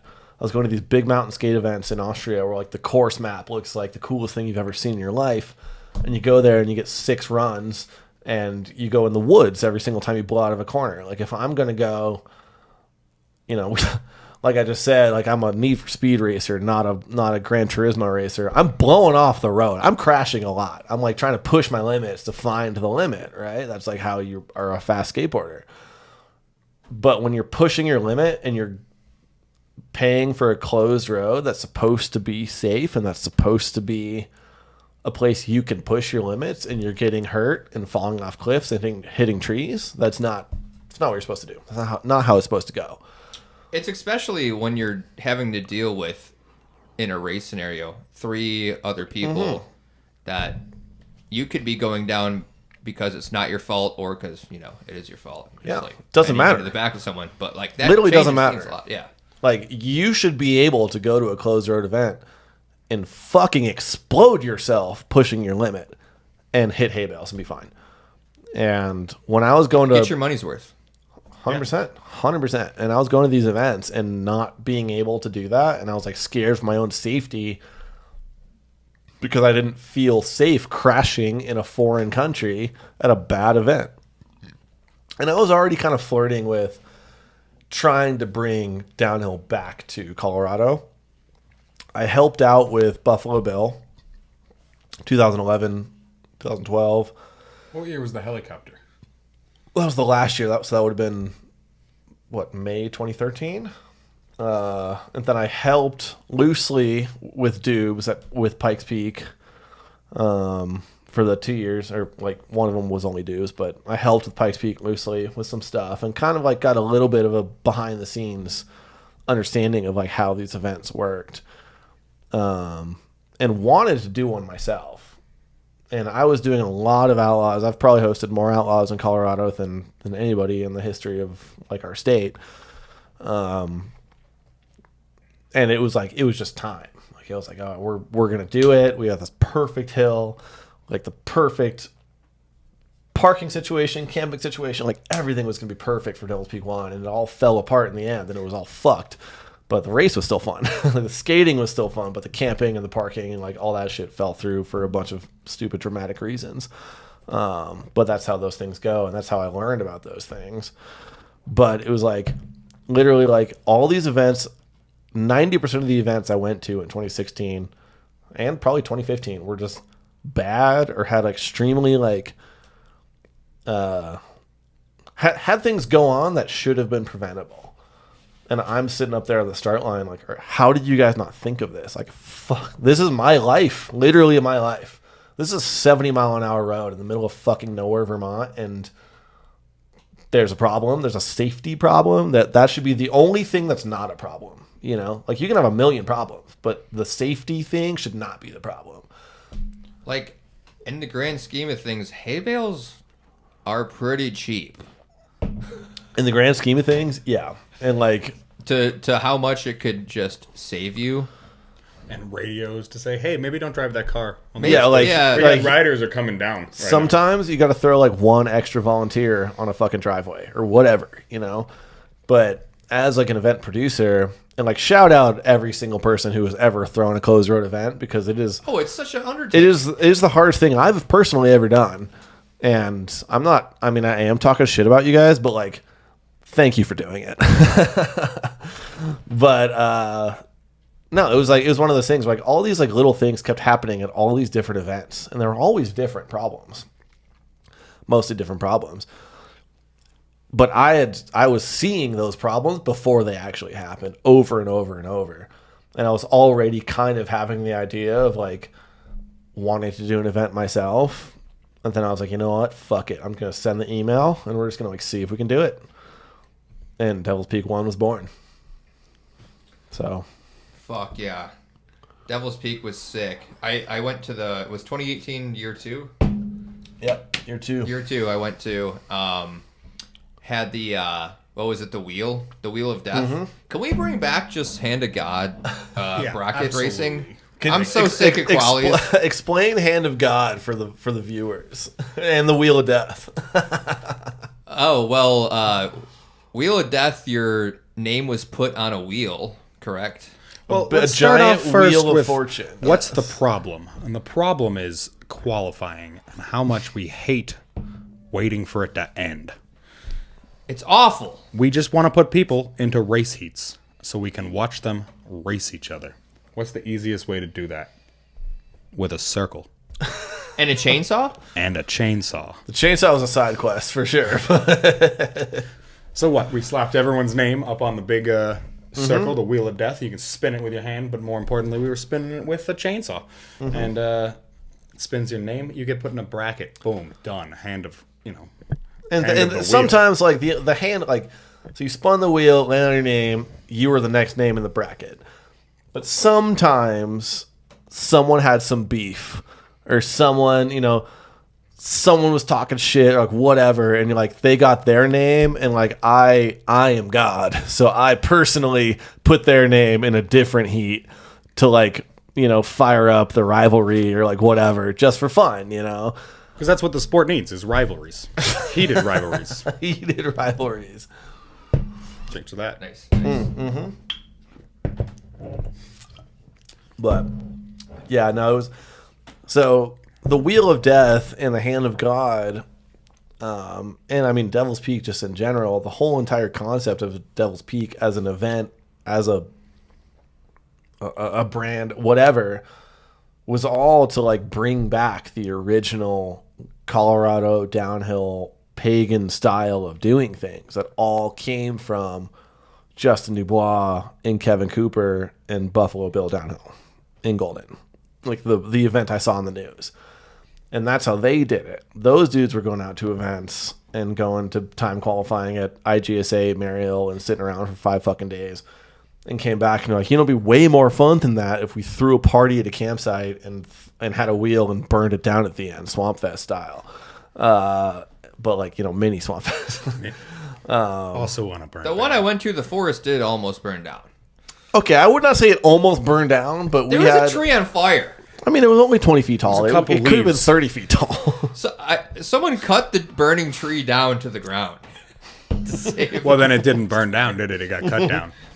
Hey, Sounds Just like you know what? You're right. sounds like the problem was mitigated quickly, and And that's what event organization is all Yep. about. It's mitigating problems, and mitigating risks. And it was sick as fuck though. Like because the wheel was going on at the campsite, so you have the idea was entertainment. the idea sideshow was entertainment. the wheel was like kind of what kicked off the party, and like partying in the woods in the mountains is like a pretty like keystone piece of Colorado downhill skateboarding. So that was the idea. It worked. It was so good. And yeah, obviously like WDSC and stuff, like yeah, they should do time qualifying, I I guess. And we could draw straws. No, it's objectively not the right way to do it, but it is the more fun way to do it. And part of me taking on the task of doing Park City downhill last year was mostly to prove to myself that I could do both. I can do the silly sanctioned outlaw bullshit with my friends, and I can also do a world-class event at an Olympic center, right? And we did both, and I think we did both pretty well. But like, it was very important that Park City did not have a Wheel of Death. Yeah. Different vibe. Totally. for sure. And it still went pretty well. Yeah, y'all had to sit around, but at least you could sit around at the bottom before you took the chairlift up to get on your timing, time run or whatever. But How was working with the WDSC? next question. Anyways, Park City was super sick. I kind of thought that would be the reaction. Said, who in the WDSC do you have the... No, I'm just kidding. No. I love what the WDSC is doing. I think they have an excellent media vision for the future of this sport, and that is fucking awesome. The media product that came out of Park City was unreal. Like, I should put that shit on my resume, that kind of thing. And I hope that they continue to do that forever. Like, it was awesome. And that shit is amazing. I'm sure the nuts and bolts gets a little bit. Yeah, behind the scenes, there's as with everything, like my job as an event producer is to make sure you guys don't see or deal with that bullshit, right? Like Devil's Peak was probably the worst and hardest to produce downhill skateboarding event in the history of the fucking sport, and I don't think you guys would know that, or most attendees would know that. But like that pass is a main vein going up the mountain. Like you said earlier, they don't pave too many roads. no, There's only one way. Like if there's one thing people hate more than anything, it's just being asked to wait for like 10 minutes. totally. Oh, yeah. Like Oh, this skateboard is coming down. let me put this in perspective. I don't know about that. I don't know about that. Like someone died at Devil's Peak, and I had to organize a emergency extraction as the manager of a 40-person volunteer crew in a helicopter to get him out of there. Not a skateboarder. Not a skateboarder. I remember this because it was like they came out at the crash corner or the party corner. Yeah, right? party corner. Yeah, but like I think 90% of people who attended Devil's Peak 3 wouldn't have guessed that someone was like died, and like it was my personal job to deal with that, right? As like a 24-year-old person who didn't know what the fuck I was doing, like, you know. But that Hand of God. hand of God, yeah. But I mean, that's the kind of thing. Like there was issues at Park City, whether it was WDSC or not, that like it was my job to make sure you guys didn't hear about, right? Like I want you guys there to have like the whole point of doing this is so you guys, my community, can come out and have a sick ass time doing their cool thing, and we can put on this cool ass race. Whether it's like some monumental thing or not, whether it's like the smallest little path outlaw that you and your friends host, or it's the biggest World Cup in North America, it doesn't matter. Like it's my job / you as the listener, whoever wants to host an event someday in their life, to put on this sick event for all your friends. And you're going to have a bad time probably, but it's your job to make sure your friends have a good time. And I think that I've been able to do that pretty well and be able to keep the problems away from like my community in a way that like you guys don't really know how hard that was for me to do. And I'm so stoked that you guys came and was a part of all of that, right? Like, Well, you did a great job for one. Yeah, I've never been to a Rolo event that hasn't been the greatest event. thank you. I appreciate that. And I think it definitely takes someone that is a downhill racer to come in and know what works and what doesn't. Mm-hmm. And follow up is Park City happening? And is there a Colorado race that's going to happen in the future? Yeah, so I guess this will probably be the announcement, whether this beats Instagram, but Park City 2026 will not be happening. Park City 2027 looking really good.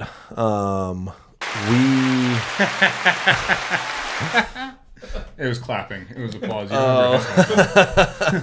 It's like, why is he laughing? I never get to use the preset. Wow, hell yeah. Yeah, no, I can't wear the headphones. They're weird, but That's fine. That's fine. no, basically the Olympics are going back to Salt Lake City in a couple years, and as a result, they're essentially rebuilding the bobsled track that went over our downhill road. Oh. So the Construction site. the entire road is now a construction site, and the base lodge area, like where we had our riders meeting and stuff like that, that's all being torn down and being turned into a giant hotel. Like right now as we speak.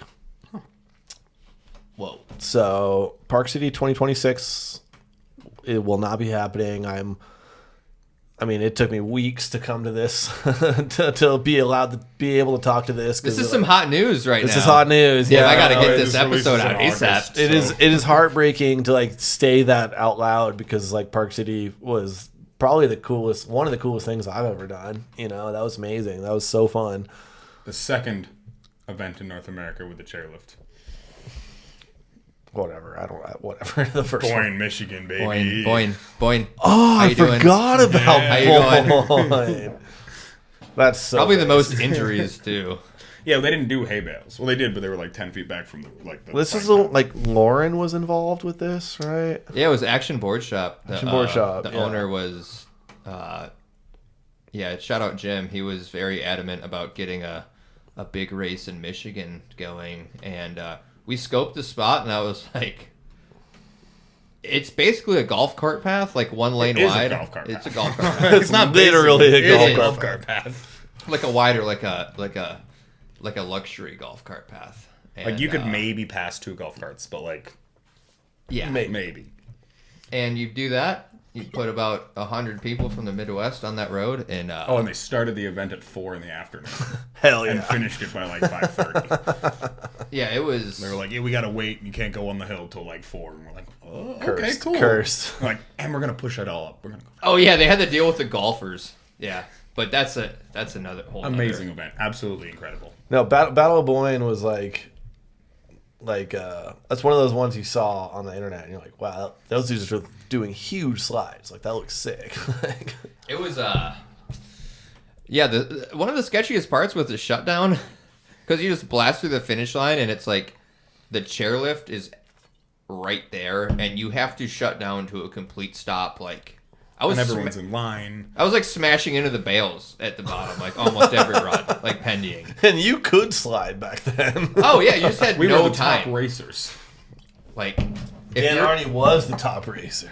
if It was you fun were, because they did round robin qualifications. Another bad reason to do round robin. And then they ran out of time. And we're like, just fuck it, pick 4 people, put them in the finals.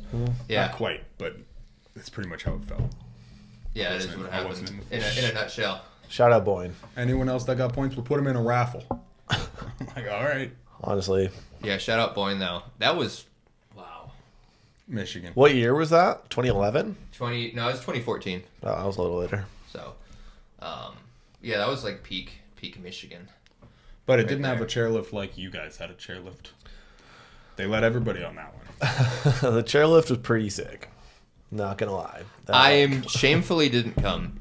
Yeah, you should feel bad. I feel bad right now because you're all sharing memories and I wasn't there. Like when I say it's the coolest thing I've ever done, it was definitely the coolest thing I've ever done. Did you get to ride the bobsled track? I did. Yes. How was that? Amazing. In a bobsled? Yeah. So like one of the trainers so Riley Irvine, downhill skateboarder from Utah who rides for Venom. Shout out Riley.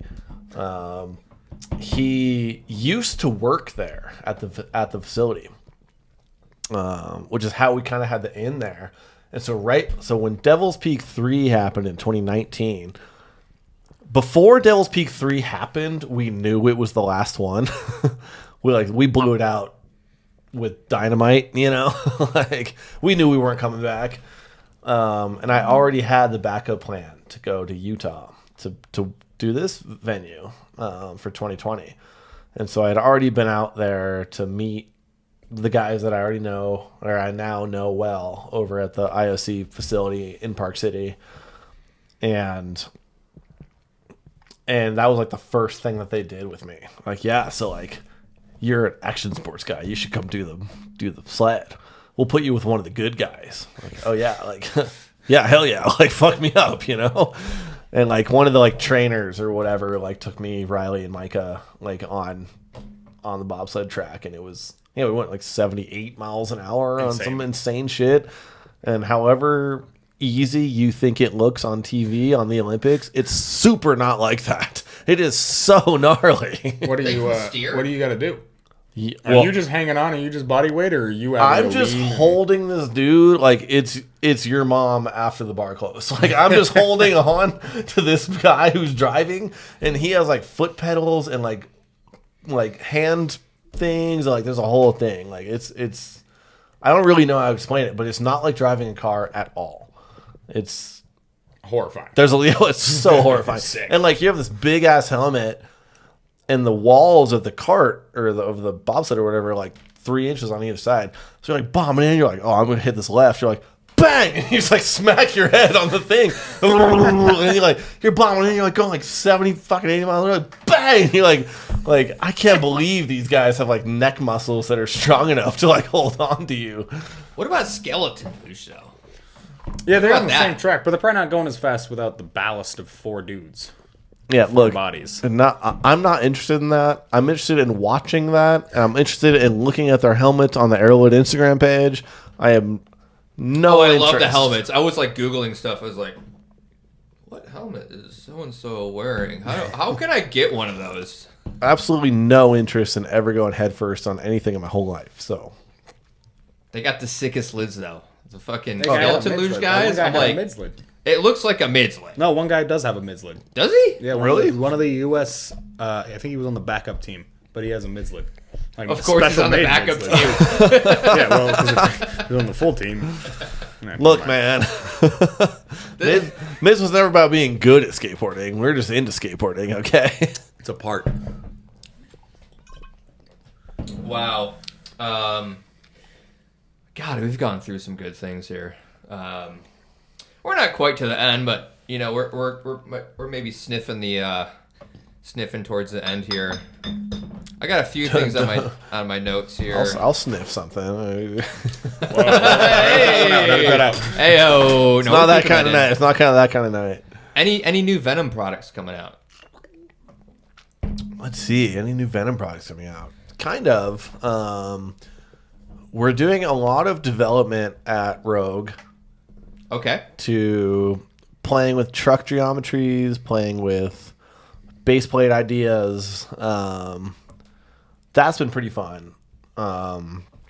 We make all the Rogue stuff with Bryce Brady, like from Zealous Bearings. And so he's a skater, obviously. He makes his own trucks, obviously. But we can go to Bryce and like kind of be like, hey, like here's our new idea. And he can like kind of the most difficult part about any skateboard product development is taking your skateboard brain and like converting the language to normie brain, which I had to do for every Rogue product basically until now that we work with Bryce and we work with Stefan on the Gold Rogues, like the tall bushing truck.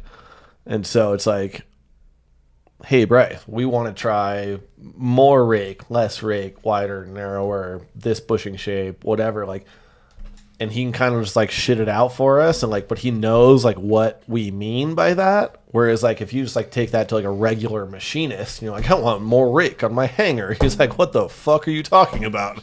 Can you please give me a CAD drawing and I'll understand what you mean? You know, like that kind of thing. And you're like, what's a CAD drawing? Yeah. I'm talking about rake. Listen, every single Venom wheel has been drawn on a napkin at the breakfast burrito place outside of the wheel factory. So there is never in a million This years. one's round. Yes. Like, let's give you a millimeter definition of what the Magnum lip is supposed to look like. But no, so we've got some. I mean, I don't know if it's exciting or not because I don't know if it's going to work or not. And that's like a big part of being behind the scenes. In skateboard products is I have an entire basement full of trash. Just bad wheels, bad trucks, bad bushings, bad whatever, because we have to try it all, you know. Any of us has an idea of like what the next step is going to be. And it's often shit. Like we're often wrong, you know. Zach is basically never wrong, but the rest of us usually have. You just got to make sure. Yeah. But what if? Yeah, so what if? But man, I have so many bad wheels and so many bad trucks that, like, you know, we're always testing that. Like, you don't see Rogue post something on Instagram for 6 months. It's not because we're not doing anything. It's because the shit we're trying is not good enough for you, and we're not going to tell you about it. What about the big Hoss? Oh, the big Haas. Is that real? It is very real. The only reason that the big Haas doesn't the big Haas is the super Magnum for anybody not listening or who doesn't know, who is listening. We just have not found a race course where they're better. So you're saying they exist? Oh, they exist. They're just not. I've seen them at races. Yeah, I have some at Ashley's house right now. Like they're just not faster at any of our current race courses yet. Dane had some at Department of Transportation. You heard it here first. I think Dane had some at Soldiers a couple years ago. And I feel like he was Who won Soldiers a couple years ago? who won Soldiers. I think he qualied on him. Yeah, there was Maybe we don't know the specs, but I'm pretty sure the wheels said were like sharpied in Big Hoss. Yeah, I wrote that. Yeah. Yeah, That was my Sharpie. I own that. Yeah, no, we've been trying out the extra. It was going to be the Magnum XL for a while because but no, it's the Big Hoss. Are but they 80? They're 83 plus, 83 plus, God. and very wide. It's like you're gonna wheel bite. Mm-hmm. But they look sick. Not as if you have a fuck. waist on your board, though. Not if you Not cut if out you- all yeah, the you center need of the your waist. board, you will not be wheel biting. No, it's we want to make that wheel. It's just like it's just not better yet. We got to keep working on it. So that's been in the back burner for a while. Rogue stuff's been in the back burner for a while. We're working on a competitive slalom wheel, which is like not exciting for you guys, but it's very exciting for us. What makes a slalom wheel good? Rolls fast, turns good. That's Okay. pretty much it. Same as the It downhill doesn't have wheel, to but slide. Doesn't have to slide. doesn't have to slide. Really don't want it to slide. Yeah. Objectively, if it slides, you're probably doing bad. So, Okay. Good. so we're working on that. Like, I want to say last year, Joe McLaren, he left his old sponsor, Skate Kings, and they're like kind of like the kings of slalom skating, decks, trucks, wheels, everything, and came over and rode for Venom and Rogue. And we've been kind of using his input, his thoughts on like dialing in some wheels that are better than anything else. And I think we're pretty close. So we're working on that. Like the boys are all going to Paraguay to race the like slalom World Skate Games or whatever. Which happens to be the same weekend that Soldiers usually is. Which Right. I'm pissed. So They're trying to make Soldiers in August. No, fuck that. Fuck that. no, it's over. Soldiers is How can I Halloween go to weekend. Soldiers without Dude, like, it's- camo bush light? Yeah. I don't the want- camo I don't cans want come it. out. That's when Soldiers comes. Sorry, I'm I releasing some understand. energy. I don't make understand the why you're rules. pissed about this, but because Soldiers is going to be my birthday weekend, I'm going to come. When's your birthday? Halloween, and now it's going to be October 30th weekend. So Wait, how do you know that? because Riley posted it on the NADL yesterday or this morning. Let's fucking go! Halloween in Best Bainbridge. Halloween ever. Yeah. So Oh my god, it could be so cold. But it's been like in the 80s the last 2 years. Global warming is That's like some mid-October. things for long. but no, I'm actually I got brought on by World Skate to come help run the downhill race in Paraguay. So I'm pretty fired up on that. Congrats, Go. congrats. Yeah, big SCO. Go. Like pretty cool opportunity for me as a downhill event organizer, I guess, to go do it on the biggest stage. Put that one on the resume. Totally, yeah, totally. I should make a resume. Speaking of that, Speaking of being unemployed, but I'm gonna be in Paraguay helping run the downhill race, flying home for a wedding, and then flying out for Soldiers to go for my birthday weekend. when's So- the last? I've never seen you at Soldiers. I don't think. Yes, you have. I met you at Soldiers. Oh shit! All right, I drink a lot at Soldiers. Yeah, same. But I met you at Soldiers, and I want to say it was 2011, 2012. Wasn't there those years? No, you fucking were. Didn't go until 2013. Okay, so I met you there at 2013. Okay, yeah. Because I went, I've been to Soldiers 3 times. It was 11, 12, 13. Maybe it was only 12, 13, 14. I don't know. 3 of those years. And that's definitely where I met you. Because I remember very specifically being shirtless around that campfire. Oh, no. With you specifically. Oh no, too much info. It being so cold in Ohio in October. No, that checks out. You know, I'm not gonna confirm nor deny, but I have been to Bainbridge. I've been to Bainbridge a lot. Last year was my 10 years in a row going. So, Wow. No, yeah, it kind of, you're kind of like, the when year that happens, you're like, maybe I should go a different direction in my life. but this has been working out. I'm not going Move to Bainbridge. The last year that I was there was the year that they had like what do you call it? Like they patched like parts of the road. So yeah, that makes sense. Big rising. That's when it was good. Way up there. yeah, so it was like mega chunder, da-doom. And like your kingpins hit the ground and then you're on butter for like 100 feet. We're basically back there. Hell yeah. Yeah, it's probably by this fall because it's already reverted back. But Winters do not treat Jester. You know, I think I'm probably going to Bainbridge this year without a skateboard. Like, I'm just going. The event is good, but the party is good. But can you give me the lore about how the bar burned down? Unrelated to us. Next question. Dude, the bar used to be Sorry, the I signed coolest an place NDA. in Ohio. Like, nowhere else in Ohio could you go and get a mini pitcher and no cups. They had 3 signs on the wall. One said "We ID," one said "No smoking," and one was a list of people who were banned and reasons why. But Ed Kiefer, 15 years old, ordered a mini pitcher, no cups, while smoking a cigarette. So 2 of the signs were pretty optional. This bar shaped people's like features. I've never been to that bar And you know at drinking age. I've only ever been to that bar below drinking age. Yeah, that makes sense. And Pete, I remember like I have this very distinct story of like buying a pitcher of some trash beer, but I had to pee really bad, but the line for the pisser was really long. So I walk out to like that little deck thing in the back. I see Matt K just ripping a piss on the fence. Like, you know what? Hell yeah. Joined our boy. It's Ohio, dude. Yeah, there's no rules. There's no rules. I'm underage holding a pitcher of beer, pissing next to Matt K, who And was... there's like one sheriff Definitely for a- 4 towns. Like, who's gonna stop me? That was the first year I was there. Like, do you guys remember like the insane like murder case? Oh yeah, the Chillicothe killer. That's like every Pretty year. sure I'd caught him that one year.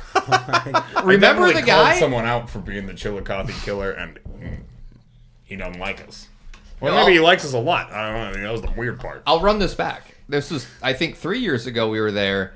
Guy shows up, hair painted or hair dyed pink, looks insane, Yep. and is just immediately gravitates to Jack and I. You guys are pretty. You got a big gravitational pull. Like there's a lot of density going on between you boys. And he's like, we're like being a little quizzical, like, how'd you get here? He's like, I hitchhike here. We're like, oh my god, Interesting.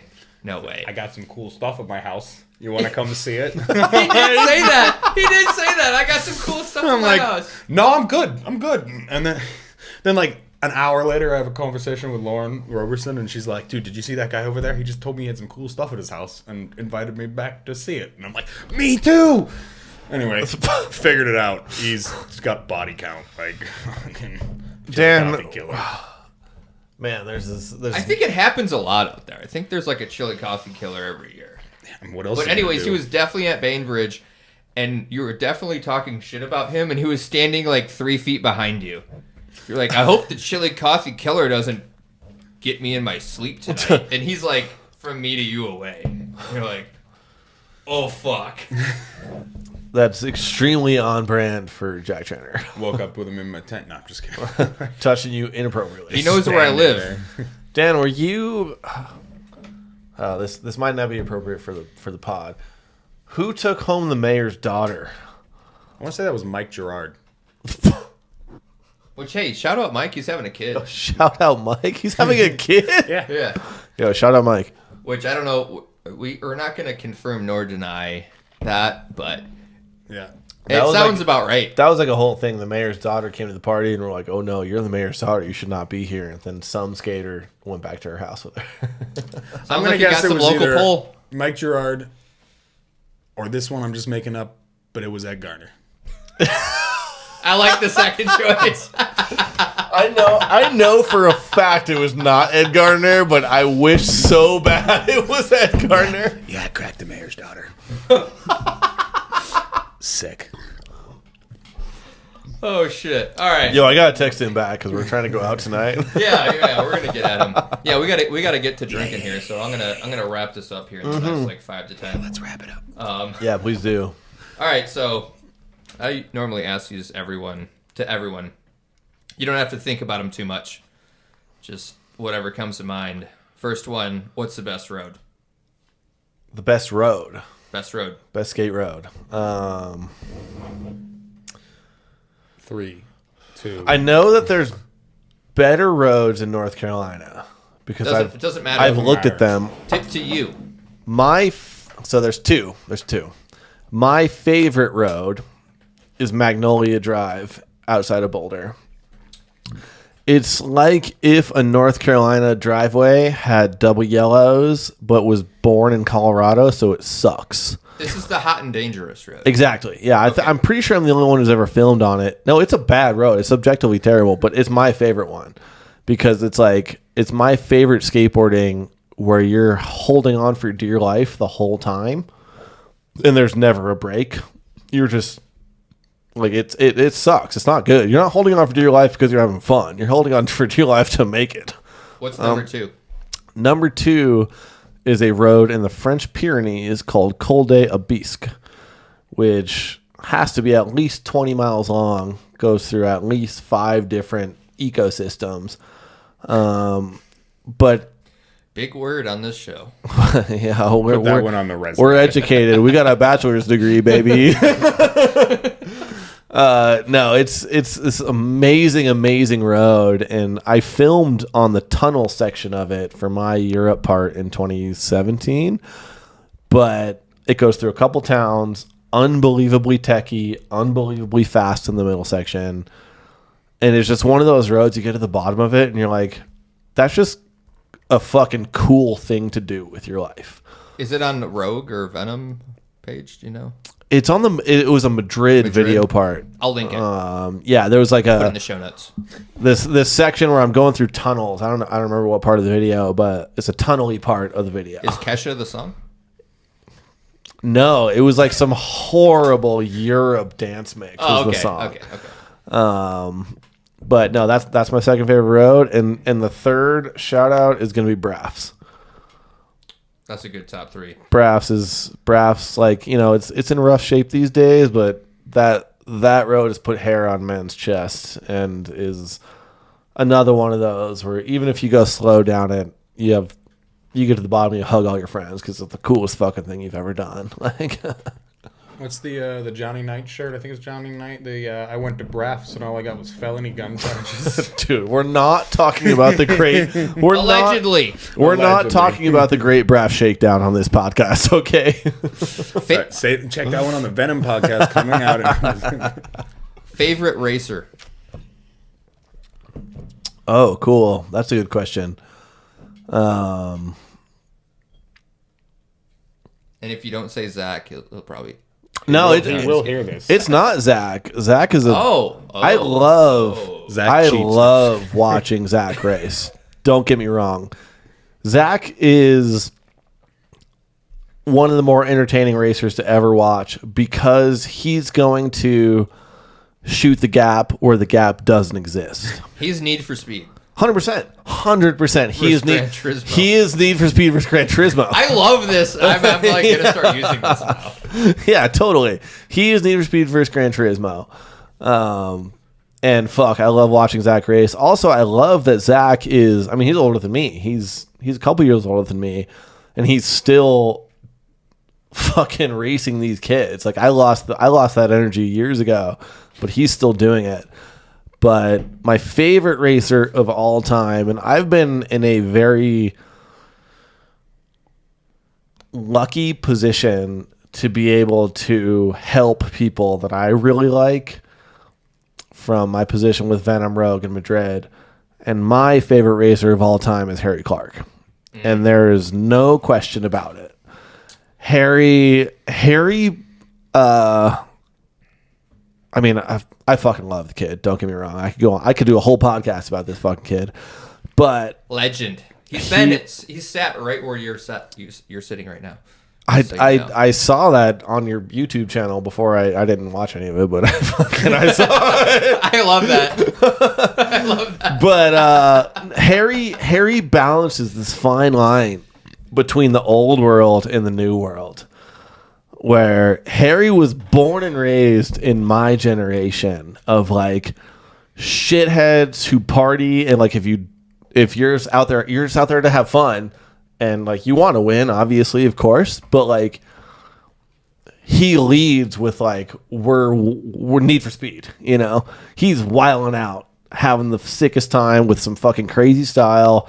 He's probably gonna win the party over most of us now, especially. I went out with him. He can put him back. No, he's just one of those There's no kids where question. like, and also just like heart of gold, right? You like he's in it for all the right reasons, but he's one of those kids where like he's on the start line and he's gonna do bad things on the race course in the best way, but at the same time he also like balances this like the new world of like you have to go to the gym and you have to fucking train and you have to like be an athlete, right? And he's like, you know, he's right in the middle somewhere. And I was lucky enough to be the team manager to get Harry kind of on, like get him sponsored by Madrid and kind of got him on Venom and Rogue later. And just that kid's heart this whole entire fucking time has been, I mean, I'm also a little biased because he rode my pro board and then used my pro board mold for his pro board, which is fucking sick. But just like Collusion. every single time you watch that kid on the start line, like it's right, you know. And then when you watch him losing and he does some insane shit to win, because he's not actually, sorry Harry, you're not actually technically as good as some of these other fucking kids, but he's got the ghetto vet knowledge and he is down to fucking party in a way that other people are not. And that is like my favorite thing in the world to watch. Like, yeah, this dude is going to exit that corner faster, but you are just going to believe with your whole heart that you can beat him, and he will. And let me tell you, top 5 happiest moments of my entire life, literally cried, is when Harry won Park City in the rain. Oh, that was so sick. I was screaming watching that. I could not believe it, because of course we all wanted him to win. Of course we all knew he could do it because it's fucking Harry. He can do anything. But man, when he did it, and like I had a rough day. Like that race day was rough for a lot of reasons, and then the rain really fucked us. And then man, I saw Harry come through, and I was like 100 feet below the finish line on the radio, and I saw him come through and like stand up and cheer, and I was like, first person to go up and fucking slap his fucking ass, dude. I was so stoked. I couldn't, but I like that's my son, you know. And just like the going into the final corner, him and Frenchie coming in, like, yeah, Unbelievable. the bump. I'm Yeah. like, this rivalry. Like, this is like, Heated rivalries. and like Heated Frenchie is like kind of Harry's fucking kid, you know. Like I love Frenchie to death. He's genuinely the best downhill skateboarder on earth right now. Like, but he couldn't beat Harry that day. but that's exactly it. Like that day, like sometimes, you know, like the OG can pull through when he shouldn't be able to, and he fucking did it. And it was like, but he does that over and over and over. And you're like, Harry's not supposed to win this race, but that kid's fucking heart's gonna push him through. And that's the shit I love to see. Three-time champ? That's what I'm talking about. Yeah. We'll keep it moving here. No, we're not. I gotta do No, it. stay. staying. 5 minutes. 5 minutes. 5 minutes, Jack. 5 minutes. 5 minutes. Can't do it. Jack, 5 minutes. piss Jack. your pants. Give Piss me your the pants. bottle. Piss. All right. Hold on. No! Oh my God, he's got to get up that bad. I'll go in the corner. No, I can't. I'm sorry. I can't. Here, we'll just finish it off without you. Yeah. Oh my God.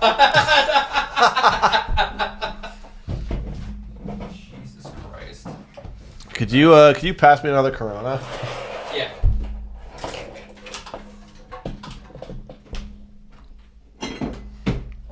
We'll just keep it going. We're literally done in 5 minutes. Yeah, no, it's all good. I don't know what you expected with Jack Traynor on the fucking co-host, but you know, TLDR. All right. Next one, I'm gonna go to best style, and you can just say a name. Yeah, no, the best style in all of downhill skateboarding history. is Kyle Martin from Canada. Oh, I love that pull. There's no chance that anybody. I love that. He's got that thing where like he's trying so hard to do the sickest thing you've ever seen, but it's easy for him. Second honorary mention is Oscar Archibaldo from Spain. Love that. He's the honorary mention. He's the modern favorite. I love that guy. Next question. Top 3 best amount of beers to drink. Best amount of beers to drink. Okay. 1, 2, 3, 4, 5, 6, 7. I'm gonna start with 7. Okay, 7. 7's pretty good. Is that number 1? Or is that number That's 3? number 3. Okay, Number 3. okay. What's 2? No, number 3 is 7 because like 7, you're like doing great. You're hanging out with your friends. You're doing great. Number 2 is 15 Okay. because you're like on the verge of blacking out, but you're still alive and having fun. You're probably playing pool. Maybe you're talking to your boys. Is that going to be us in like 2 hours? I fucking hope so. What's number 1? I'm gonna go with 35. Whoa! That's NASCAR numbers. That's Bristol. Yeah, so like That's Bristol, baby. if you're 35 beers deep, nothing in your entire life matters, and you are having the best day that you could ever have. So I'm going with 35. All right, last one. We're going to do set up spotlight here. I'm going to bring your board over. For yeah. you Pass it over. Show you what we got going on. yeah, if you just want to. It's pretty fucking heavy. Yeah, holy shit. Anvil, baby. What are we rolling with here? So yeah, how do I show the camera this? Yeah, it should be a good angle, yeah. Yeah, so this deck is cut out of it's a Madrid board, cut out of the same mold that Zach Mano's Pro Model is in, that Frenchie's Pro Model is in. Really? Same thing? Is it the Anvil? Yeah, same mold. Cool. So if you I might have to remember, cop one. I need a new board. if you remember like you remember like the Madrid boards that had like the black Formica bottom with like the CNC logo Yeah, on them? I had one. Yeah, so this is the same as Zach's board back then. Bring back the Formica. It's so heavy. I know, it was so sick, but there was like a sourcing issue that caused that to be a problem. But anyway, so this is like, we call it the T3R mold, which Madrid's had for 15 years since Zach got there. He's the one who made the original T3 mold that Josh Rolfe, Monkey, shout out Monkey, made or pulled out of the woodwork or whatever. Zach added rocker to it, and that has been like the go-to super mellow concave Madrid mold forever. Okay. So that's what this is made out of. Usually I would ride a Trapstar mold, like my mold, or the super, super heavy, like 1.5-inch rocker Wendigo mold. But I just made this board right before Park City. Okay. So this is I cut this with a cutting wheel, not even like a good cutting tool. Got the Dave Pernack, like, shout out, midriff cuts there. And then we wrapped it in carbon a few times, and then the bottom here is wrapped in like blue Kevlar to make it extra, extra stiff. And then I'm running a pretty big wheelbase right now. I don't know what it is, but it was made for Mount Roan. Oh, yeah. So it's huge. Yeah, shout out Roan. Shout out Mount Roan. That's the sickest race course that's ever been. But I'm running ZM1s on front and back, Gen 2. So this is like a 55 degree plate, flat, with a tiny bit of rocker. It's fine. That chrono's not falling anywhere. The 23 degree plate in the rear. So it's probably like, 58, 25, something like that. With Venom bushings front and back, sphericals in the hanger and the base plate. Mags. Yeah, red leaf mags, because that's the best sliding Venom wheel that we've ever made. Kesha or die sticker? Oh yeah, we got some good stickers. Hard to obtain. Clear coated them all in so that they're never gonna die. Oh wow. We got the Harbor Freight grip tape.